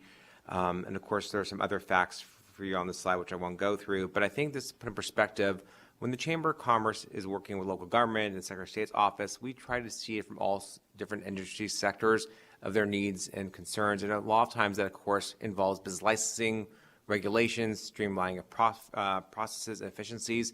So it's a common theme you hear from our members, regardless if they're a local dry cleaner or a multi-billion-dollar gaming company.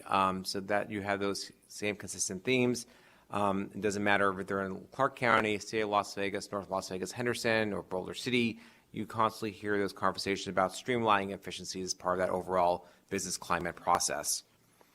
In terms of the Chamber's purpose and mission, of course, as many of the committee members know, our job is to advocate for employers and their employees to ensure that they're able to grow and create their businesses and provide good paying careers and jobs in our community. And that, of course, again, comes down to working with our partners, the Secretary of State's Office on business licensing and our local government partners, and trying to, of course, to balance the needs of our members, but also understanding government structures and challenges they have with technology, efficiencies, of course, their own government structures. I'm going to turn it over to Mr. Schneider, Madam Chair, to go over the next few slides. Good afternoon, Madam Chair and members of the committee. Nick Schneider, Assistant Director of Government Affairs for the Vegas Chamber. As Paul mentioned, we service a broad number of industries, businesses large and small, and this process is the same for most. But through the lens of a small business, one of the problems we see is the small businesses looking at getting started will register with the state and then not make it to the local level. And as you see through this process, we start at the local level determining the local government jurisdiction, as well as any zoning and compliance requirements, jumping up to the state level for applying for that state business license, as well as registering with the Department of Taxation for a tax ID number, coming back to the local level for registering a fictitious firm name, and then jumping to the federal level to file for an EIN or employer identification number, only to come back to that local level to obtain that local government business license. And this is completely separate from any other business aspects, such as determining your legal structure, setting up business accounts, as well as coming up with compliance reports for any required compliance. That being said, there have been a number of recent business licensing improvements, and I'd be remiss not to start with the investment by this body in Silver Flume and the Project Orion through Section 2 of SB 485, appropriating that $15 million. Beyond that, we've also seen consolidation of related licensing codes by local government, as well as shift to online portals, which has increased effectiveness and helped to reduce the application process and saving a lot of legwork. Generally speaking, business licenses are, your general business licenses are available online and can be obtained within about 30 days. There's now renewal reminders to stay up to date on these licenses. And of course, your privileged licenses are more likely going to require that in person and take a little bit longer. Madam Chair, for the record, again, Paul Moratkin with the Vegas Chamber. And I think one of the questions when we talk about business licensing and multi-jurisdictional licensing, from the Chamber perspective, we see that it's important to streamline these processes for a variety of reasons. Of course, that more streamlining approach reduces the administrative burden. You see cost savings for not just the business community, but also for local government. It also enhances the user experience, as many of the committee members I know are passionate about supporting small business entrepreneurs. They're typically one or two people shops, right? They're trying to do it all by themselves. So the easier the interface it is for online for them, it's easier for them to figure it out, set up their business, and be able to start making a living, being an entrepreneur, small business. We also know that by having a streamlined process and multi-jurisdictional licensing offerings, it does foster small business development growth and entrepreneurship, and that ties into when we talk about the business climate in the state. Licensing is an important piece of that. If it's an easy process, you'll be able to attract more folks to opening their own business here in Nevada.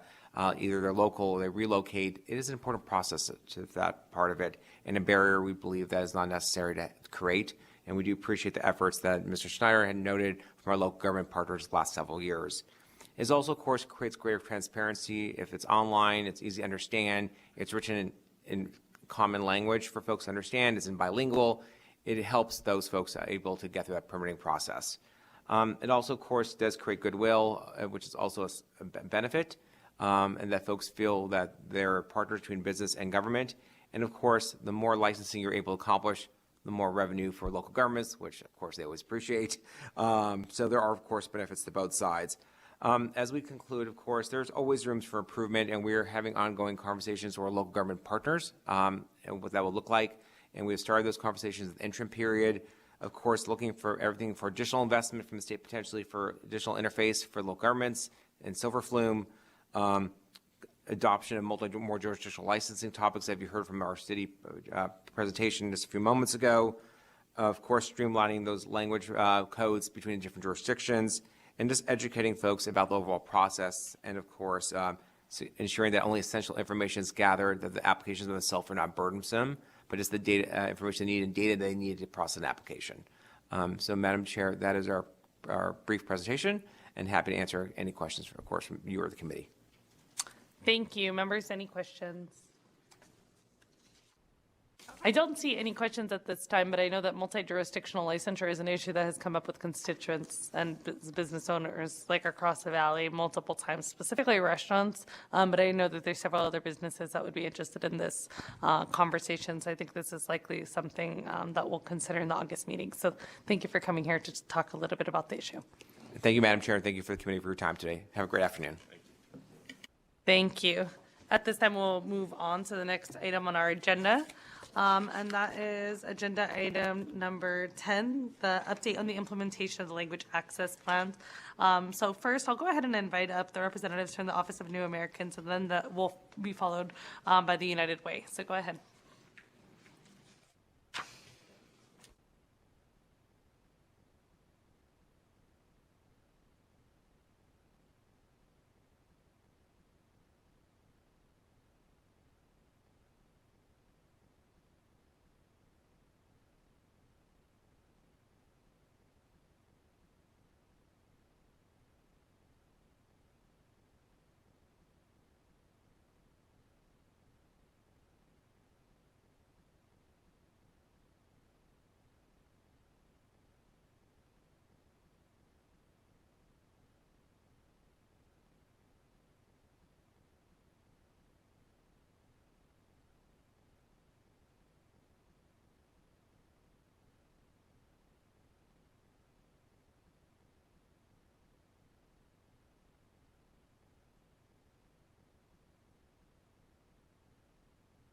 Good afternoon. I am Iris Ramos-Jones, Director of Governor's Office for New Americans.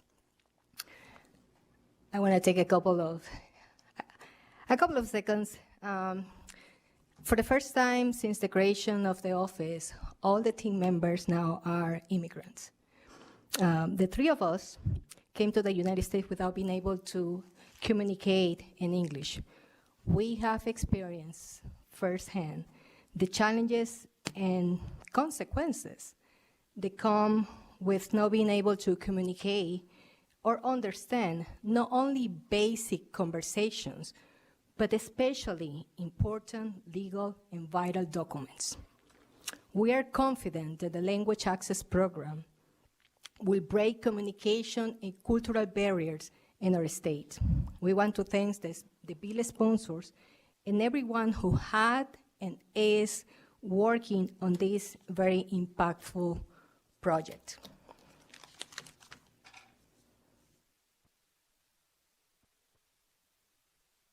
I'll try to be meaningful of your guys' time.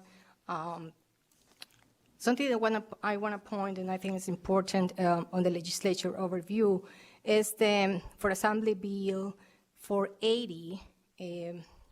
This bill appropriates $25 million for the state general fund for state agencies, boards, and commissions. This funding is not for cities or counties, and the appropriation is made available until September 2025. As we talked about the progress that we have made with this project, you can refer to the appendix number 1. We created a document that we sent to the agencies where we outlined the steps by steps then the agencies need to take in order to request the funding. We also provided them with a template and how to request the funds, and as well as the dates and when they can request the fund from IFC. It's a timeline of our priorities and the goals that we aim to achieve.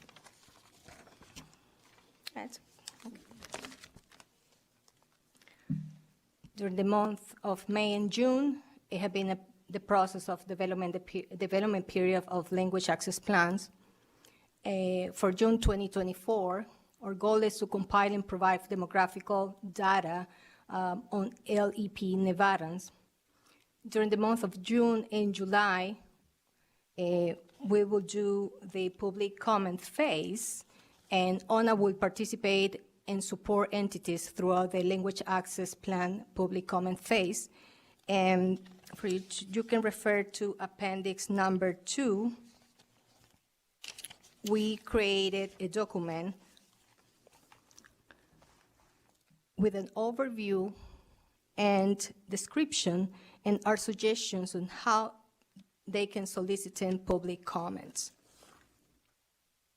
For August 1st, all counties, cities, state agencies, boards, and commissions must submit their language access plans to the Governor's Office for New Americans. On September 30th, ONA will submit a finalized report to LCB. On December 1st, ONA will submit the policy guidelines manual.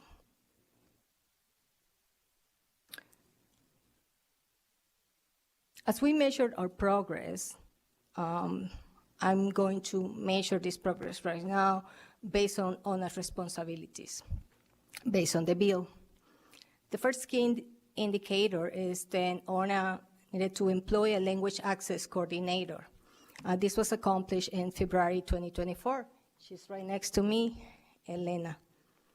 Other of our responsibilities is coordinate with cities and counties to develop a language access plan. This activity, we created a document with details of the necessary components of the language access plans. We developed a toolkit. We provided with trainings talking about the language access plans generalities, and we did answer questions. And you can refer to Appendix 3 and 4. And we did this in April 2024.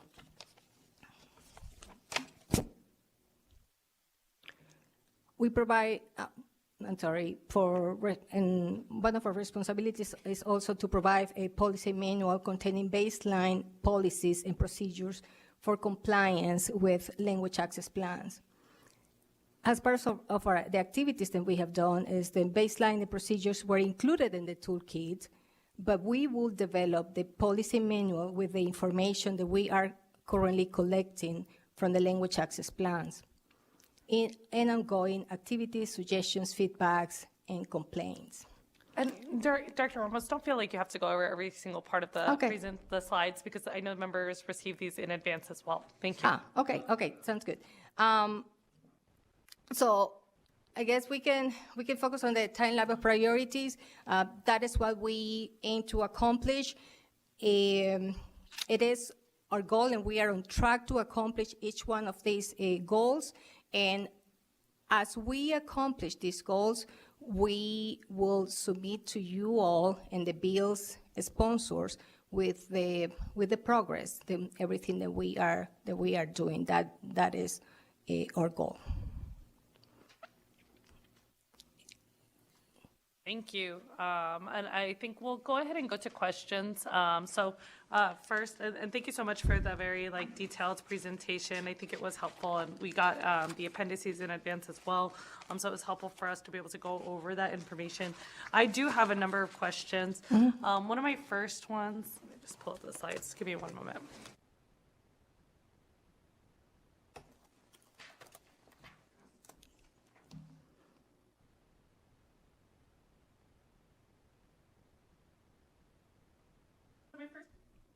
My first request is if you could send back a copy of this presentation with it labeled about what part, you put the key indicators, if you could send which bill, because you're talking about 3 different bills in this presentation, and so it was a little confusing. And I had to kind of just was trying to overlap, okay, I know that one's 266, and I believe that this one is a different bill, and I'm just trying to go over kind of where each of these different responsibilities lie within your office. Okay. I do see, under the challenges, which is in one of the last slides, there was a question regarding maintaining of a public available roster for language interpreters and translators, and I understand that part of the issue was that the purchasing division was responsible for maintaining that roster, but I don't see that there would be any issue between just a link coming from on the ONA website of Would that be with enough? that information. Yeah, so I think that would fulfill the obligation Perfect. Of your department. Okay, perfect. We can definitely do that. We'll do that.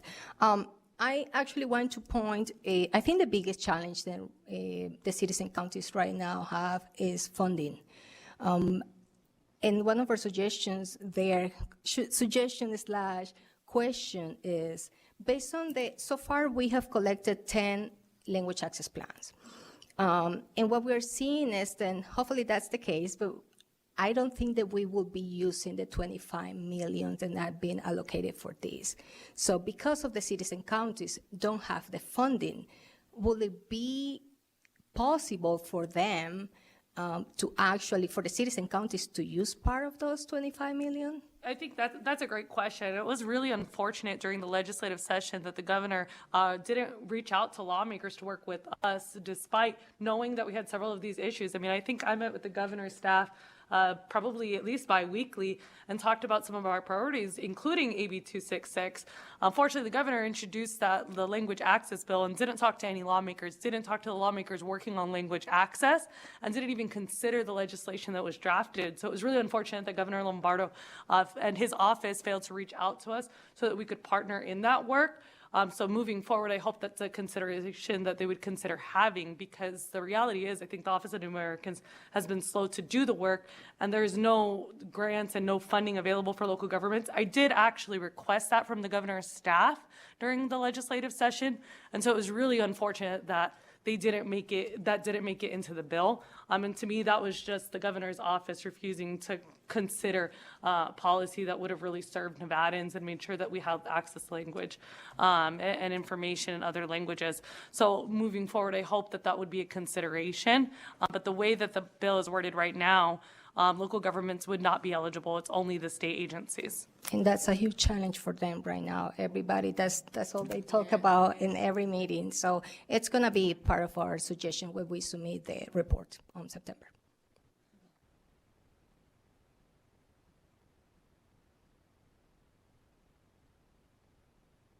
Thank you. And I know that several of the local governments have reached out to me regarding the training that the Office of New Americans has provided. And my understanding is that, I think that the trainings weren't provided until April of 2024, but the funding for this was available on August 1st. So there's a number of different issues. One, local governments have complained because they're putting together their own framework so that they can create it. And I know that there were some materials that were provided, but the reality is that those materials were very general. I know that the governor's office for AB 213, which had to do with housing, earlier this week, they had a simple form that local governments had to do, and it's a lot easier and more guided.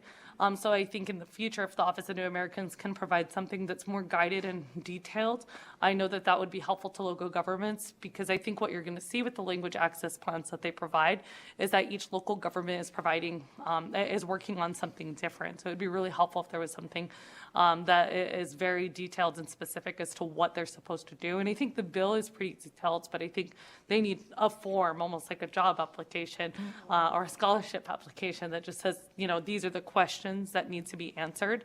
I've looked at a number of the different things that we funded, and I'm a little concerned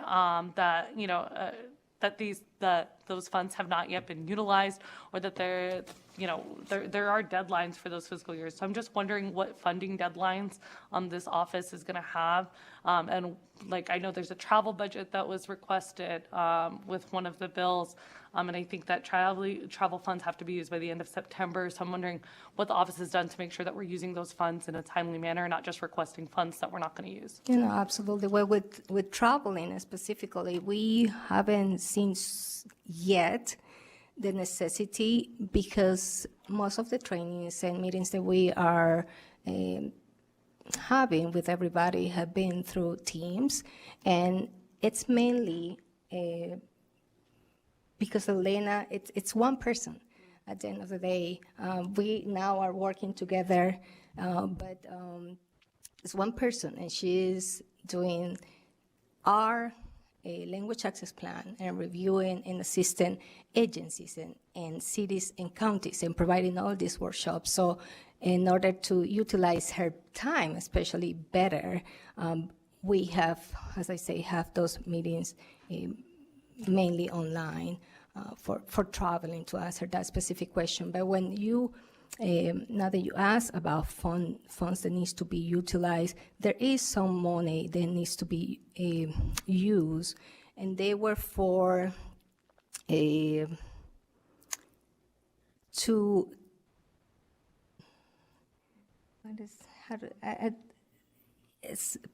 it's services. I have it on my phone. It's for information services. That's how it's determined. Unfortunately, we were trying to proceed with a contract with the University of Arizona since March.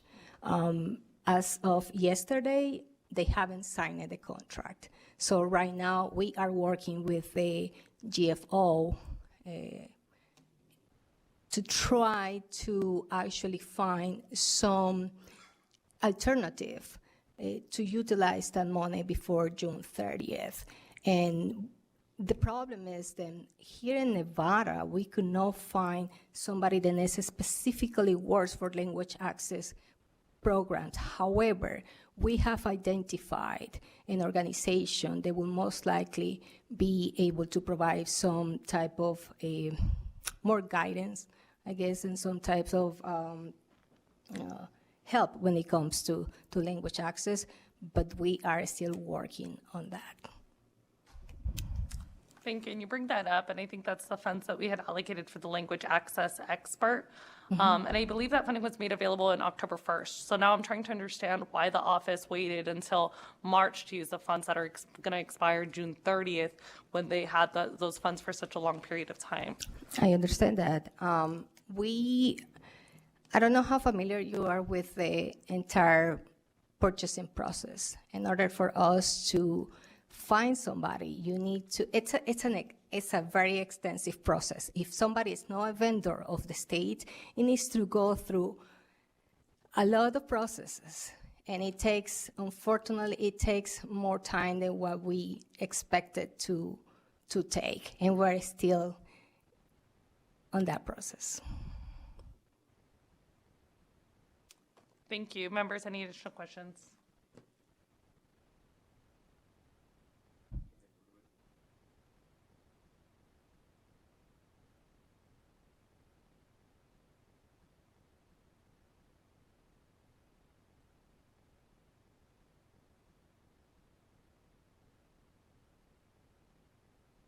Thank you for the presentation. I just want to know what if there's a different strategic plan when we're talking about different regions of Nevada, is there a different plan for Northern Nevada, how we're going to tackle issues up there versus the South? Are we trying to implement just one general objective and kind of move it around? I'm just curious to know if we have a different approach. Obviously, I understand that there might be a larger population here, and there might be a huge focus here because of that. But I understand that Northern Nevada also has a lot of language access issues. And I was just curious to know if there's a different plan for both sides, or if we're thinking of objectively trying to approach it all in one box fit all. Actually, one box doesn't fit all, not only because of the different populations that we have, but also because of the needs that each county, city, and agency have. So, and that's the reason why right now we are collecting the language access programs. It's not due until August 1st. And once we have all these language access programs, we are going to review them. And with that information, we are going to put a budget suggestion. We're going to put a report together as well as the policy manual. But we need to collect that data first from all the agencies, cities, and counties in order for us to develop the strategy that you are asking for. And then, and I know because I've seen you at events here in Southern Nevada. I'm just curious to know, have you had an opportunity to build relationships in the North? Have you travel often? Just curious to know how that's going for you. Not often, but I had. My office actually works, not specifically for language access, although we have had some conversations, but as you are aware, we work with the refugee resettlement agencies, and we have a partner up north. So I actually meet with them every month. Not necessarily in person, but I have visited them. We visit the University of Reno. They have a department specifically for, they work with the Refugee Resettlement Agency. I can't think of their name right now, but with them, actually, we had a meeting. They have been very supportive of our efforts because they worked in the past with ONA specifically for language access plans. So they are very much aware of what we are doing and what we're trying to implement. And actually one of the, for example, when it comes to a public face comment for ONA, one of our goals is to actually to share our language access program with the refugee resettlement agencies, because that is the type of, I would say, clients that we serve. That's the population that we serve. So to your question, yes, I have established relationships up north, and I'm still working on it. Assemblyman Carter, please. Thank you. Kind of a not really multi-pronged. So as we know, Nevada has the highest percentage of undocumented people in the United States. And my district is at the forefront of that, and it's primarily blended families, so that it's diverse families. And my community is facing a lot of really scary threats being thrown around this campaign season and stuff, and feeling not supported, feeling attacked, because the threats extend way past just an individual with questionable status, because it's a whole family. And I'm wanting to know if people without status, without legal status, are welcome in your office, and what kind of outreach are you doing to try to support these new Americans that have families that have all different types of status issues? Assemblyman, right? Assemblyman? Yes, okay. ma'am. Okay, Assemblyman Carter. I'm happy to address that question, although today I was invited here to talk specifically about language access program. But to your question, and I think I mentioned it last time, in our office we don't ask for the status of anybody. Well, and to follow up with that. We serve the community. And last time you were here, you promised to follow up with me, and I have still yet to hear from you. And I'm very concerned because it's very important to my community. The east side of Las Vegas is a very culturally diverse community, and it deserves to be recognized and serviced and appreciated.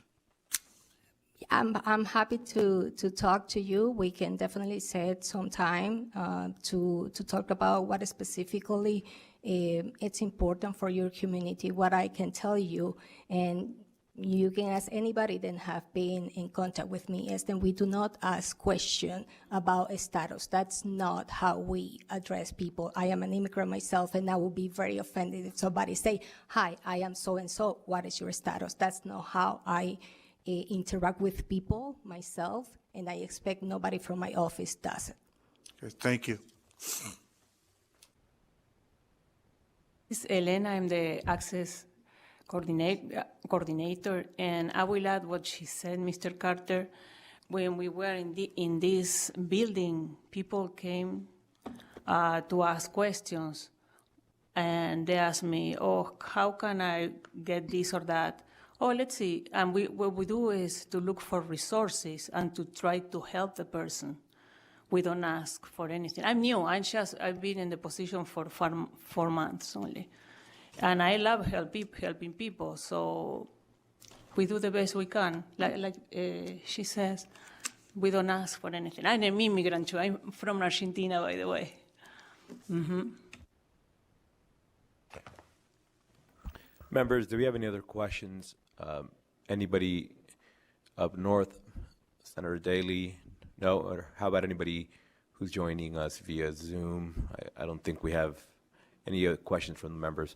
I guess the only other point I would say, and obviously we want to be partners in whatever way we can work with you.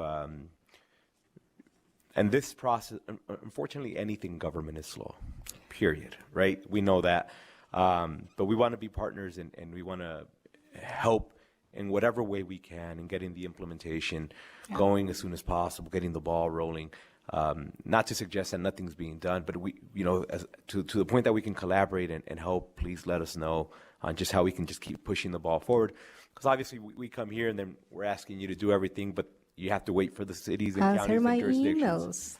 Yeah, so. I reach out to you. Answer my emails. Let's start from there. I will give you my personal cell phone. Yeah, please. I mean, please. This is a building you guys sponsoring, creating. Is how we view it. This is your guys' project, and we are here to put it, to make it a reality. And as I started when I started here, I just shared, we are immigrants. We know it. It would be, you guys would laugh about now it's funny, but I have had horrible experiences when it comes to cultural differences, when it comes to, because that's something that also the bill addresses. It's not only language, it's also cultural competency. And it's, when we talked about cultural competency, it's actually that we know because we have lived it. So we were super happy to be part of this project, actually, has immigrants, and I truly believe that this is going to help our community big time. So actually, thank you guys for thinking on the immigrant community on this bill. Thank you very much. I'm very excited about the project. I'm trying to do the best I can as a team. I'm very grateful. I can't believe I'm here, really. I really thank you for having me here. Well, thank you. And I promise you, by the time the meeting ends, I'm going to give you my personal cell phone. All right, we'll do that. All right, thank you. And with that, we'll go ahead and close out the presentation from the Office of New Americans. And I think before we get to public comment, I do know we have our folk from United Way who will be joining us. If you could please come forward.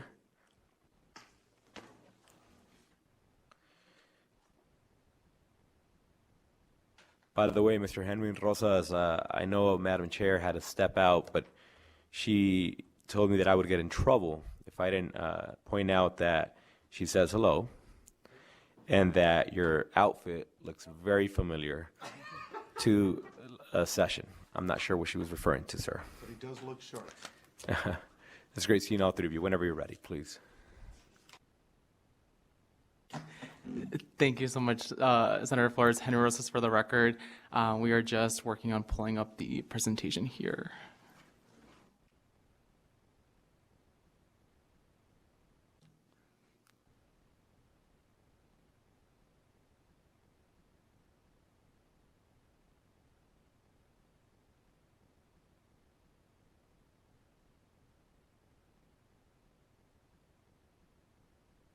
Can you all see that presentation okay behind me? Okay, perfect. Well, thank you so much, Chair, members of the committee. So excited to be back in a familiar space. Henry Rosa for the record. Really excited to share, I think, what is one of probably United Way's one of the most signature projects, especially as it relates to the topic at hand today, language access. We are not robots, we don't run train systems, but we are here to talk about language access. And we promise we will be brief.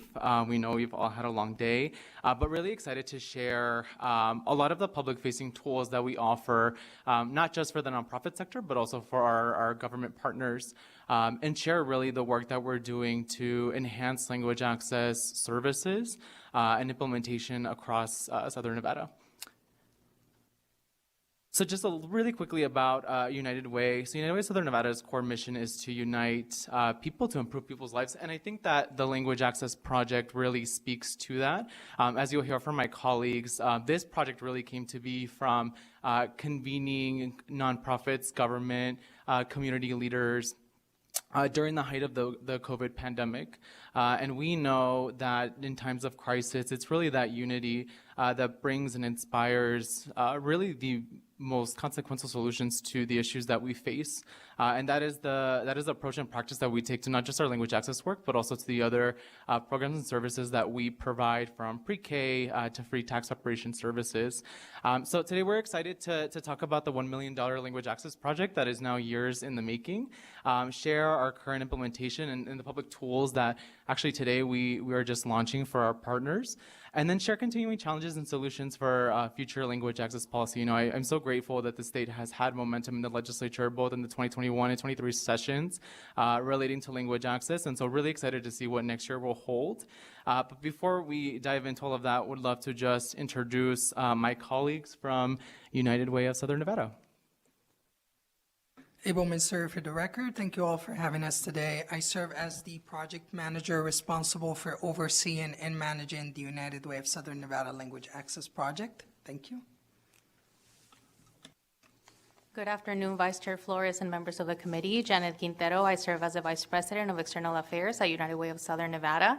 I've been at United Way for about 5 years now.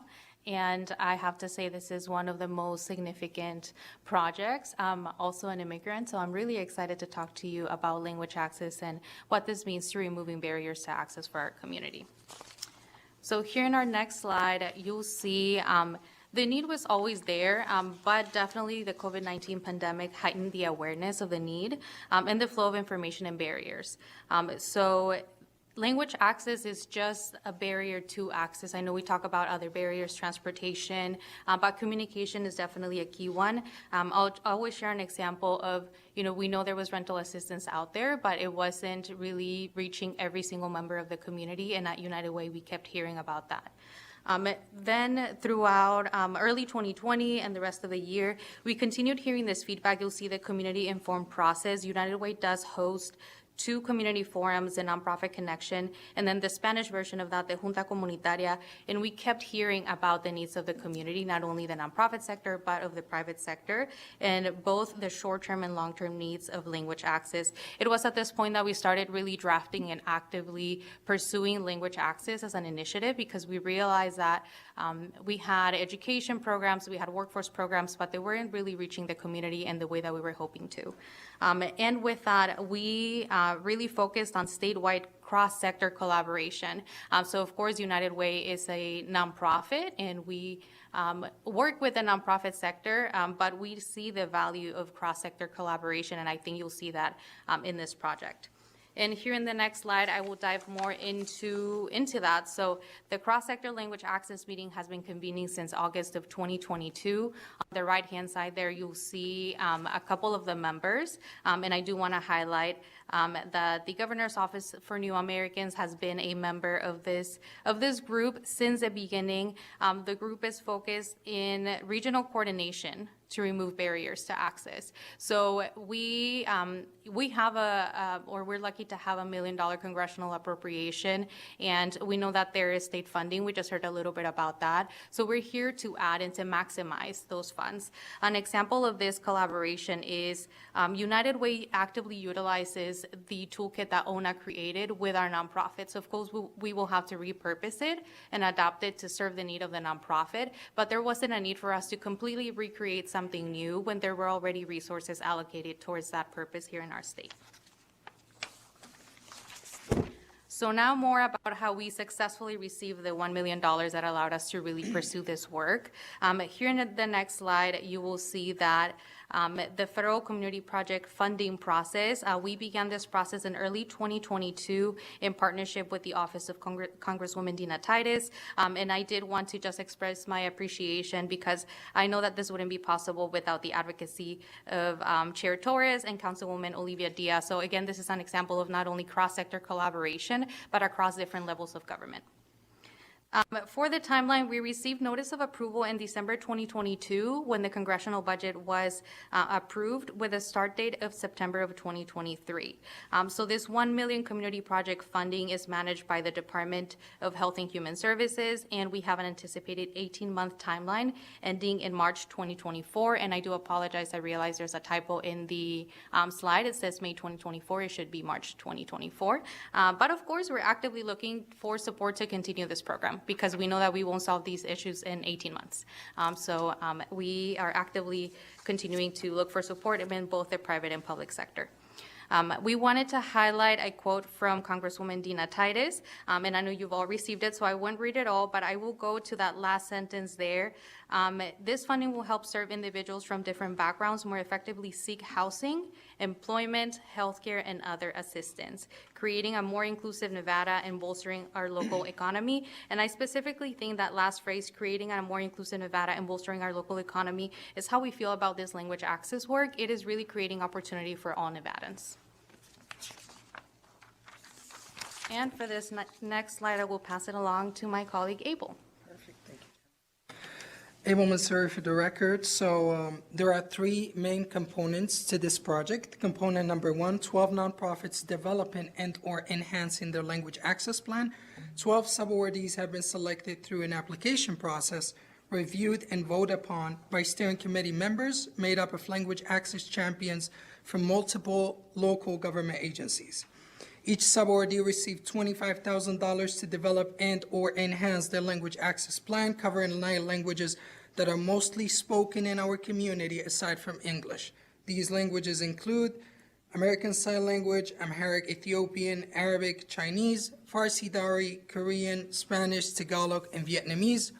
These languages have been selected based on census data, CCSD input from 2023, and the SB 246 presentation.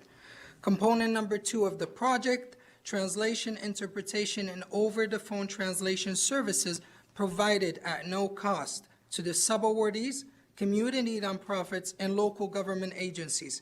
United Way of Southern Nevada used the state-approved vendor list to procure our translation and interpretation vendor. Our final selection was Propio due to cost, quality of service, and the ability to process high volume of translation demands and ability to translate in over 300 languages. The third and final component of our project is the technical, educational, programmatic, and multicultural workshops. Organizing and hosting monthly workshops to assist subawardees in developing their language access plan. The initial workshops focused on programmatic and educational aspects, but now we are transitioning to more multicultural workshops that are open to the public. Now, in this next slide, you'll be able to see our 12 nonprofits, or as we like to call them, our 12 language access partners, along with the languages they cover. And it is worth mentioning that some of them cover more than the 9 languages that we spoke about in the project, such as Southern Paiute, Ukrainian, and Russian. We did not want to limit our subawardees to the 9 languages. We want them to cover as many languages as they want, and that is our long-term partner, our long-term goal. On to the next slide. Now we have the budget allocation, And I would like to mention that the two largest portions of the budget allocations will go to the nonprofit awards and the interpretation and language services. Thank you. I'll hand it over to my colleague. Janet Quintero for the record. So now you've heard about kind of like the beginnings of really this pursuing language access as a program and the technical aspects of the work, including the workshops. And I did want to just highlight that the workshops are also focusing on federal and public funding compliance for our nonprofit partners. We understood not all of them may have that experience, so we intentionally added that to the support that we offer them. So now that you've heard about the technical aspects, we did want to share two stories, and just being mindful of your time, I won't read it all, but here you see one from Lighthouse Charities, and of course all the credit goes to our language access partners, but they are actively changing lives, and this is only the first quarterly report that we have received. Gizma is new to Lighthouse Charities and the ESL classes. She speaks Arabic, but she does not read it or write it, and ever since she began taking classes, her confidence has grown. So this is an example of what Congresswoman Titus expressed in her quote. Really, this is creating opportunities for people to pursue their long-term goals. I know that you also all have our Q1 report that we submitted to our federal funder as an attachment. So I do encourage you to read that and reach out to us if you have any questions. Here on the second example, you see a story from Asian Community Development Council. And this is an older gentleman whose first language is Vietnamese. He received all the care he needed in his language. And of course, now he'll be more likely to come back and receive that medical service that he needs. And then a third example that was not included here, but I think it's important to mention, is only last week United Way convened with the World Affairs Council to host a Moroccan delegation to talk about policy initiatives around our human trafficking work. So again, this is the scope of language access in our community, and I think that as a state, we are taking active steps to become more inclusive. And for the next slide, I'll pass it along to Henry. Henry Rosas for the record. So now you've heard really kind of how this project started, the real world impact that this has, and now we kind of look to the year ahead. So we're continuing to develop and implement tools for our funded partners, for government agencies, and for the social service sector at large. I'll touch on the language access line in the next couple of slides, but I think to the committee's point about outreach and equity as it relates to language access, like we were very intentional, and I think that the nonprofit sector is a really good example of being able to meet the needs very quickly of our community. I think the language translation line will serve as a good example of that in the forthcoming slides. But this project really is that its foundational elements really focused on equity and meeting the needs of our community. To just touch on two quick points, we, again, as you have heard, Assembly Bill 480 funding that will be available in the next fiscal year to state agencies. That's something that is very important to us and will allow state agencies to fully implement their language access plans and programs that now they will be undergoing their second iteration of those plans. In 2022, when those plans were first submitted, those agencies collectively had requested about $5.2 million. So we're very excited to see those agencies now be able to receive some funding to implement those programs. And we're still the conveners, and we're still looking for more solutions to this work. We'll be hosting a language access summit that this committee will be invited to, and we still continue our cross-sector working group to try to continue to collaborate and find best practices and solutions to the language access work that we are really in the depths of this year. So now talking about the immediate needs, I think that there's a way to approach this work of like the immediate needs that our community requires, and then maybe more the long-term strategies that kind of will touch on some of the maybe legislative priorities that could come up in the next legislative session. But really in the immediate, we know that our community needs interpretation and translation services. And we're fortunate that a big portion of this project is a language access phone line that is available to nonprofit and government agencies beginning today. So we have shared the phone line to our partners. Essentially, folks will be able to call a number. They'll just have to provide their first and last name and zip code, and they'll be connected to an interpreter within 60 seconds. A portion of that work as well is document translation. So as you saw on the previous slide, Opportunity 180 and Legal Aid of Southern Nevada have taken us up on this opportunity to translate their materials in Spanish and Tagalog. So as we think of the ways that we can reach our community, not just through civic engagement, through legal services, through healthcare, language access is at the center of that, and the translation line really is kind of the first step in meeting that immediate need. And we're hoping to share data by the end of the year to this committee because, as you can see, we get data on which languages are most used. We'll get data on which zip codes are in most need, and then which agencies are utilizing the phone line. So we're excited to provide that to be able to inform data-driven solutions to the legislature as it relates to language access. And now moving on to the longer term strategies, and I think as we've worked not just with our own project, but also with our government and nonprofit partners, there's a couple of ideas that we have been kind of honing in on, but also that the legislature has also focus on, particularly in the last legislative session. So one of those strategies for meeting language access needs is really investigating federal funding sources. Assembly Bill 383, which would have codified the right to reproductive health services. Section 8 of that bill provided a match from the federal government from Medicaid to be able to match the funding that the state would put up for translation and interpretive services for folks that are seeking reproductive health care. So that is a mechanism that, there's federal funds on the table to help fund this work. And we want to continue to explore those types of mechanisms that, are easy reaches and that would, again, impact the lives of folks that are trying to access social services. And the second, as you've heard from the previous presentation as well, is building the multilingual and multicultural workforce. And I think this also extends not just at the state level. I think that's a lot of the recommendations that we saw from the 2022 language access plans that many of the state agencies put forth, but it's also across the nonprofit and private sectors. So as you saw from the Lighthouse Charities example, and they do this work day in, day out, right? They'll have someone who is a refugee or a newly arrived individual. They enroll in ESL classes, and now they're looking for work.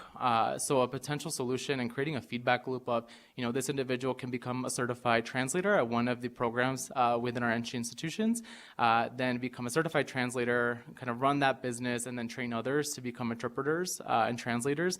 That's just one feedback loop that can really alleviate the desperate shortage that we have here across the state, really, for interpreters and translation services. So I think these are just a couple of examples of really the needs that we need to build for our workforce. But again, we're building short-term solutions, but these longer-term solutions are ones that we're hoping to partner with from the private sector and with the legislature as well. But with that, we're excited to answer any questions that you might have. But we're just, again, really thankful to be here today and to be hopefully the last presentation of the day. And we also appreciate your patience. I know you've been here pretty much the entire day waiting alongside of us, so thank you for that. Members, any questions? We'll start up north. Senator Daley, any questions, or anybody? Senator Hansen, anyone? No? We'll come back to Southern Nevada. Assemblyman De Silva, please. Thank you, Chair. Not a question, but just more so just a thank you. Thank you for all the great work that you're doing for our communities, for our state here. I'm looking forward to achieving even more this upcoming legislative session. So thank you all. Yeah, just giving you a shout out. Anything else? No, again, thank you for the work. And obviously, as I mentioned previously, anything we can do to help force us to work, please. This is something that we're very passionate about, but you're ground zero, right? You're doing the work. So whatever we have to do, make us step up to the plate and help you. So thank you for the work. With that, we'll go ahead and close out your presentation. And we'll go to the last item on the agenda, which is public comment. We'll start off with those who are either online or over the phone.